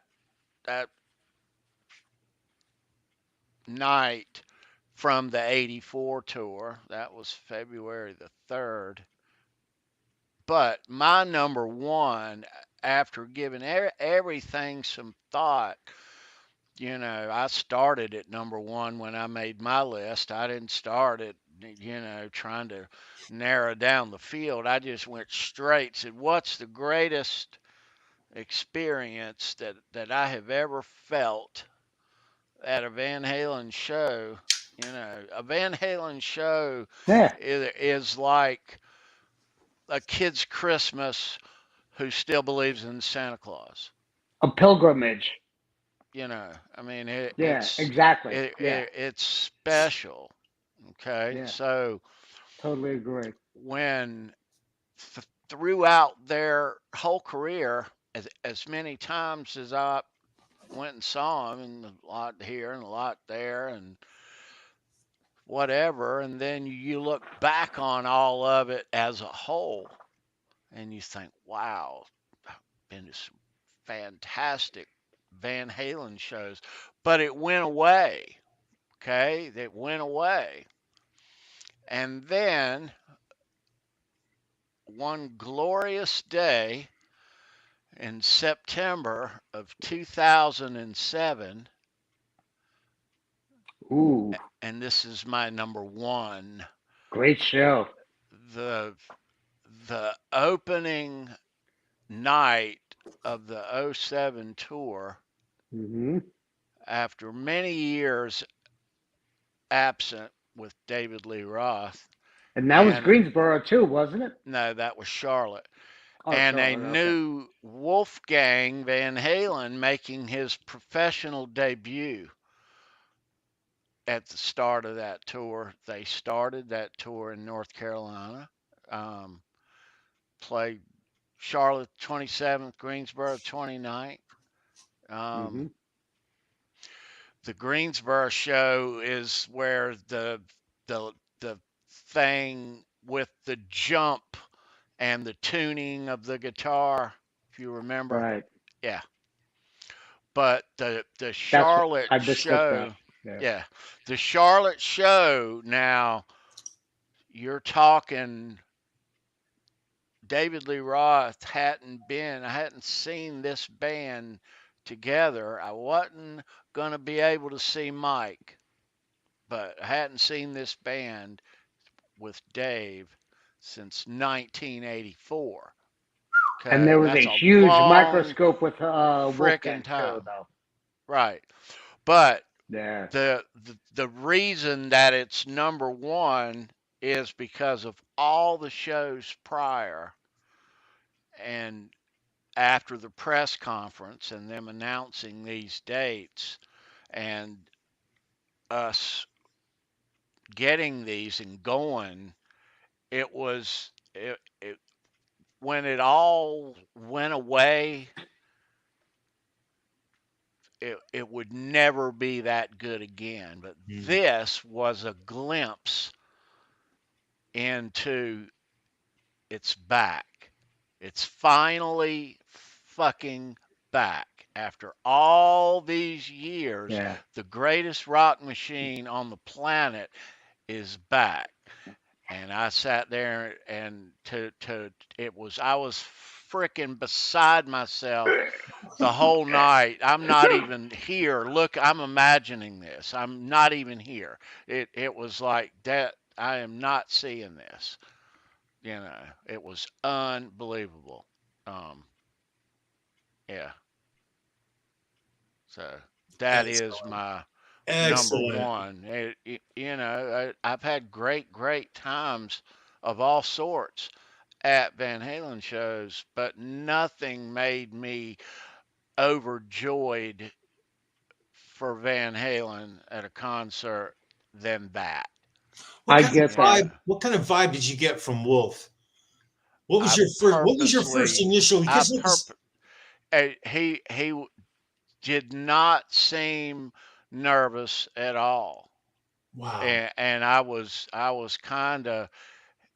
He kept looking at his dad the whole night, and his dad. They, what I noticed is dad mouthed "I love you" over once that I saw, but a couple of times. But Wolf wasn't nervous at all. I mean, I didn't notice him. He looked like he was having fun, and they had rehearsed the show, and he knew every moment of it, and he I did. agree. Yeah, I totally agree with you. I mean, I saw them in November of that year, November 25th, up here at SDSU, and it was the first time that they revealed the Cream Wolfgang that he played for the rest of the tour, and he was just totally looking over at Wolfgang the whole time, you know. And there he was in his little pocket right next to Alex. He didn't move at all. He didn't jump. He didn't do anything. He was just like there looking at Alex and looking at Wolfgang. And he was singular, but he was still recovering at the time, too. it was '07. It was a rough time for him. Yeah, So yeah. Um, but still, though, to see, Dave walk back out on that yep. stage, it was weird. Um, Wolf played and sang those songs like Mike did. I mean, he did great. I mean, And he got so much slack for it too, because everybody thought that they were mic'd over. And no pun intended. no, they You know, all that aside, that's yeah, that's nonsense. But he yeah, it Wolf was. Wolf was He nailed it. Wolf's yeah, Wolf's awesome. He Wolf proved it sings after that. great. Yeah. Yeah, I mean, as good as Michael Anthony sings, Wolfgang Van Halen. There's some clips of like sound checks of just him and his dad and Al, and Hmm. Wolf can sing really, really Oh yeah. well. Really, Yeah. really well. They were following up clips on the following tour in 12, where they play as is. And they also, did a lot of other opening songs. You hear it's just the three of them, and he's singing all the vocals, all the backing vocals, and he nails it. But the thing that I love the most, though, is in '07, Michael Anthony gave him praise. He said, he's nailing it. He's nailing my vocals, you Oh know? yeah, and he was, of Yeah. course. I mean, it's I mean, a shame Everybody Mike's not blew that there. shit off though. Everybody like, no, no, no. He's just like, he's just sugarcoating it. No, he nailed it. And then obviously Wolfgang proved it, with everything that he's doing now. Thank God. Yeah. Well, I mean, Wolf's been good. My point is since day one, Wolf's walked out there like he was a pro. I mean, He walked it, out into the lion's den well, I and he mean, proved he's. everybody wrong. Everybody. I don't know about everybody. I didn't doubt him, Keith. I mean, I'm not worried about the people saying bad things, but I didn't doubt him for a minute. He walked out there, and he was at home. He was Yeah, great. Yeah. even I'm gonna Hung just guy. be blatantly honest. Hmm. Even when Wolf came out, I still wanted Michael Yeah. and Alex and Eddie and Dave on the same freaking stage, and so I was still on blinders. It happened with Yeah. Sammy. It happened with Wolf. It happened with Gary. Hmm.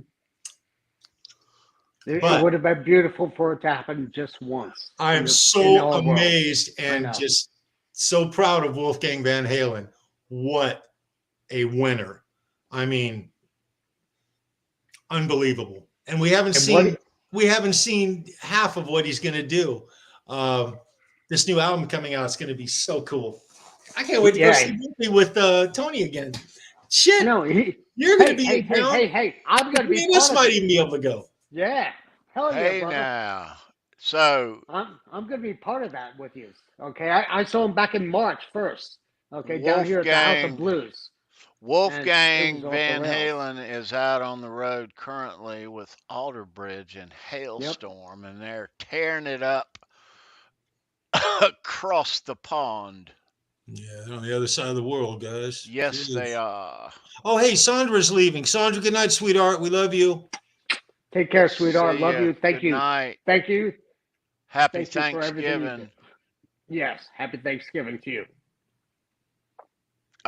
But yeah, they're out there. They played tonight, or when tonight is. Maybe it was Yeah, they just this did afternoon Paris, or this and morning.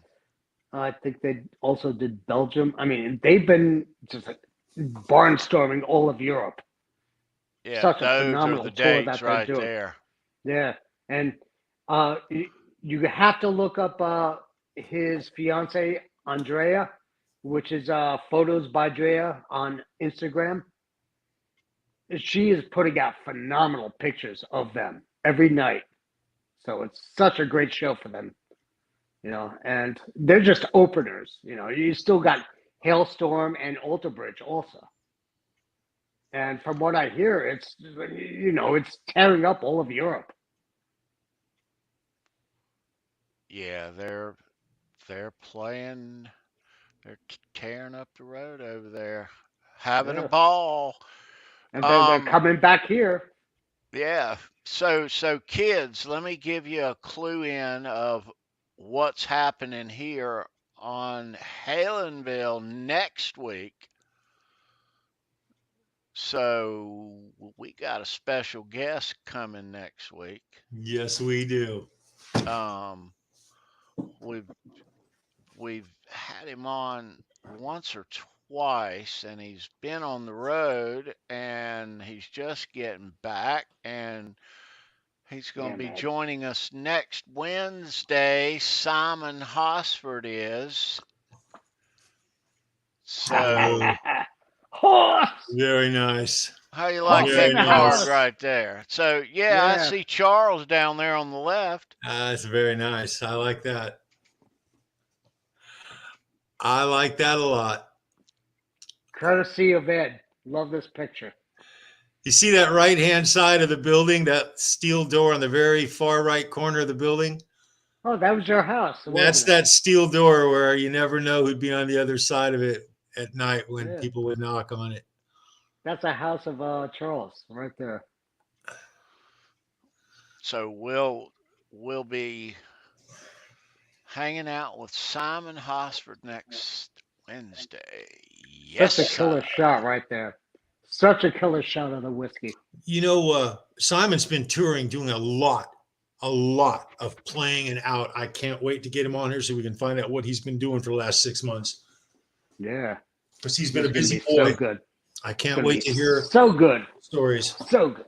Yeah. Yeah. Right on. So you'll see more, and we'll talk about it more too as the weeks come. Charles Green. Hey, Boomster Blacks. I haven't seen you tonight, bro. It's good to see you, buddy. Hey, dude. Nice to see you, bro. There. So we got in December, we got the Halenville Live Lost Year End contest.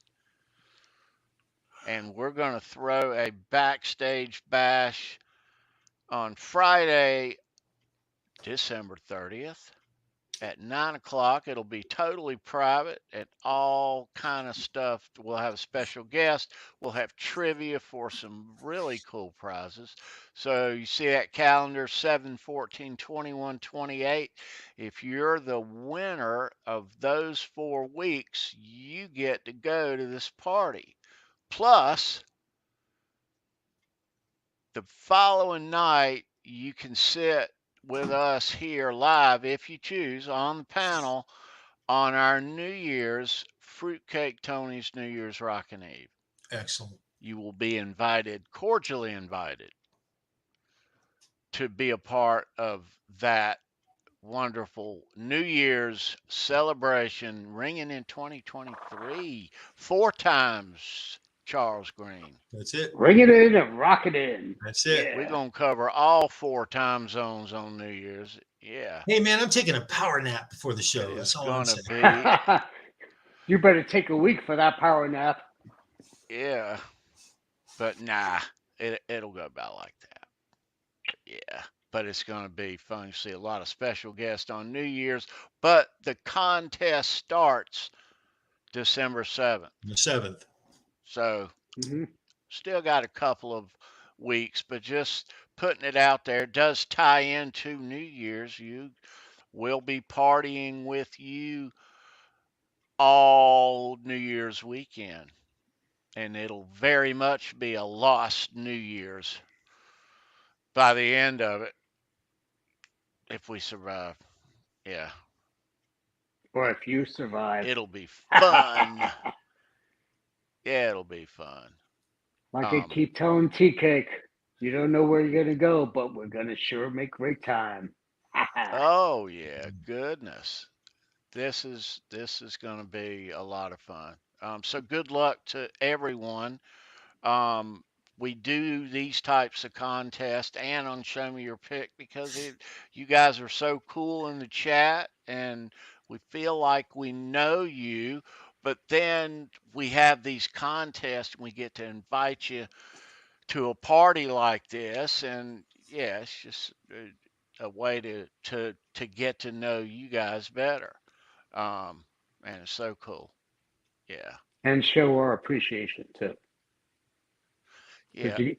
because you're gonna get some extra special goodies. You are. Yeah, you are. Absolutely. Um, but yeah, the prizes are very cool. Yeah. Very But nice. you need to know your stuff for these trivia questions coming up, don't you, Tony? That's right. And they We're are talking not. next level. Yeah. Next level. Yeah. So these are waiting for you guys, and it's that on the front. And these we don't give these out. So you're going to be hooked up. You'll get koozies, guitar picks. The prizes, we're not going to let the cat out of the bag yet, but the prizes are Okay. We very won't do that then. nice. Very, Okay. very nice. We'll show it. We'll have a reveal as we approach the start of the contest, but it'll be a lot of fun. Um,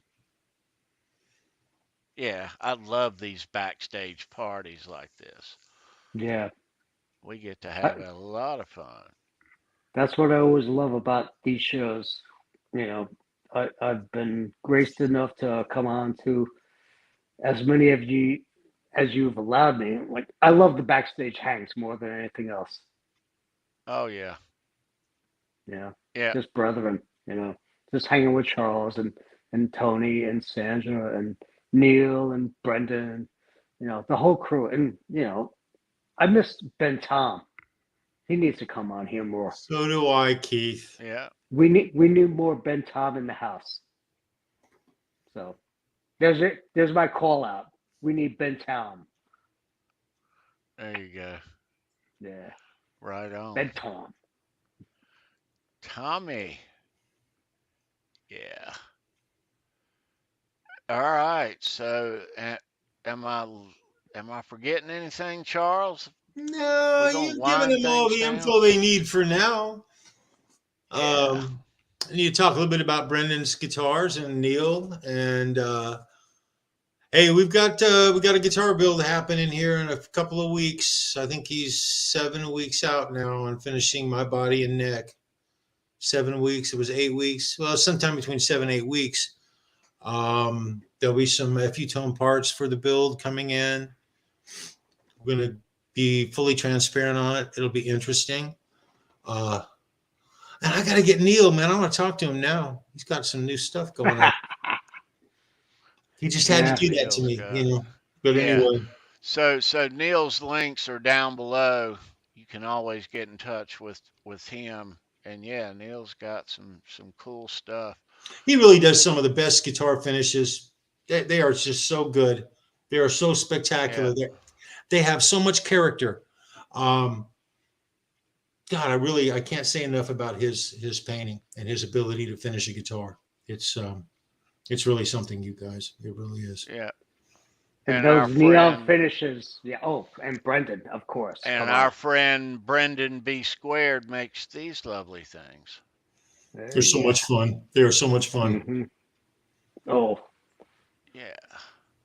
I was so disappointed at Lenny Lou for not bringing that to EVH Con. She's got the one with the kill switch. Yeah, yeah. But she did bring a beautiful, beautiful EVMM, Eddie Van Halen Wolfgang or Eddie Van Halen model. It's like, oh, but I wanted to play that so bad. Mhm, mhm. That's awesome. So yeah, and also so Brendan's links are down below, so hit him up. He's And don't forget, he's got the Sub-Zero Heroes coming up too. yeah, we'll talk about that on Saturday. I don't have Good. anything in here, so and it's a little. Mhm. He wants to roll that out, so un we're not gonna let the cat out of the bag, so to Okay. speak. There's cool stuff that we don't want to. Good. We want to make it good when the time comes. Now ain't the time. Yeah. Hmm. So Brendan is gonna. We'll see Brendan Saturday. Yeah. Yeah, we're going to be talking this Saturday about you two on Show Me Your Pick. Yeah, so you'll see a lot of cool YouTube Not to stuff. break the theme, but we're going to see Wasp on freaking Sunday, and it's going to be ultra badass, and I can't wait. I said it. I said it. I've been Right watching on. Christopher and Dave Z and all these guys seeing Wasp for the last couple of weeks. I Yeah. can't wait. I can't wait, guys. And they just came Yeah. back from COC last night. Yes, yes, yes, yes. That was an awesome show. Oh, yeah, by the way, Christopher and Dave, thanks for posting all the stuff you guys post, man. Yes. So always. cool. So Every cool. night, every week. So cool. So cool. I don't feel normal unless they post something every day. And they do. Mm. They're insane on the amount of shows that they go to every week. Yeah, I've never seen anyone quite like it. It's the bar is like way up here, man. Unbelievable, you guys. You're the most constant guys I know. Period. Hands down. And Tony, the pick acquisition that they get every week is insane. You know, I mean, he got what 7 picks last night, just off of one show, and then he got 7 more off the previous show 2 nights before. He's running you a little, you know, he's running right up there with you, bro. Oh, he's one of the all-time winners of yeah, he knows his stuff, dude. He's a pick master, That's you know, a fun on pick Saturday. acquisitor. So Yeah. yeah. So yeah, join us every Saturday. We talk guitar picks over there on Saturday. Um, Oh yeah, yeah. we do. That's fun. Now, I want to wish everybody a happy Thanksgiving. Be safe in your travels. Um, yeah, be very safe. Drive carefully and don't eat too much. Tums. Yeah, famous last word. Yeah, but everybody have a great Thanksgiving. Um, yeah, a lot to be thankful for And this don't forget to year. reach out to all those that you're thankful for. Okay. And that's why I'm thankful for this. You know, I'm thankful for all of you. You know, you guys all got me through a rough year of hell, year and a half almost.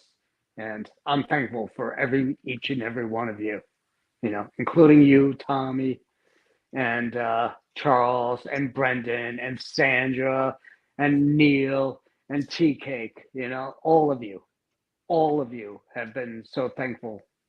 You know, I'm thankful for everything you guys have been there for me. You Very know, cool, Yeah, bro. and Very cool, bro. you rock, Keith. and Yeah, and dude. thank you, Tea Cake again for having me on. Love you, Yeah, man. man. Always a pleasure, brother. You one of us, man. You family, dude. No, Yeah. you're my family. You know, you guys adopted me in, so you know you're automatically my family. So there's no out now. Like it or not, there's no out. No, we love you, bro. Everybody loves you, dude. Yeah, man. Always And nice to.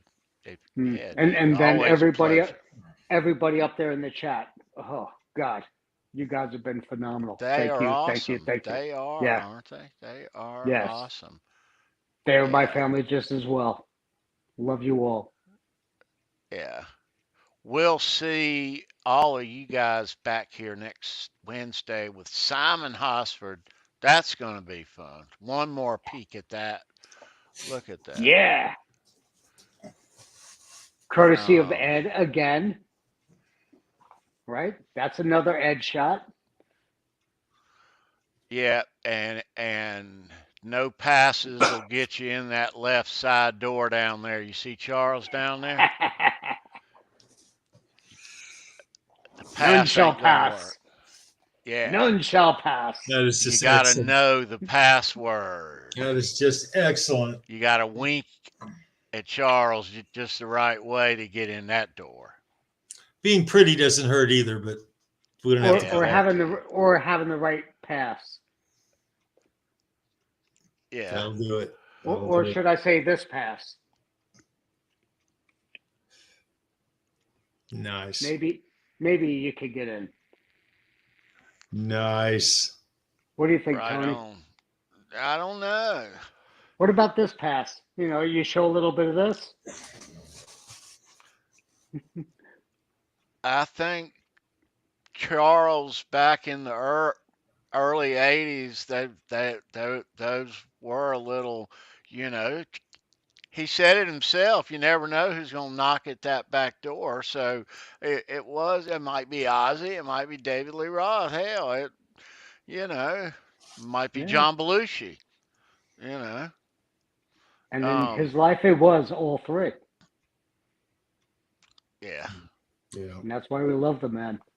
That's why we appreciate the man and the stories he showed us.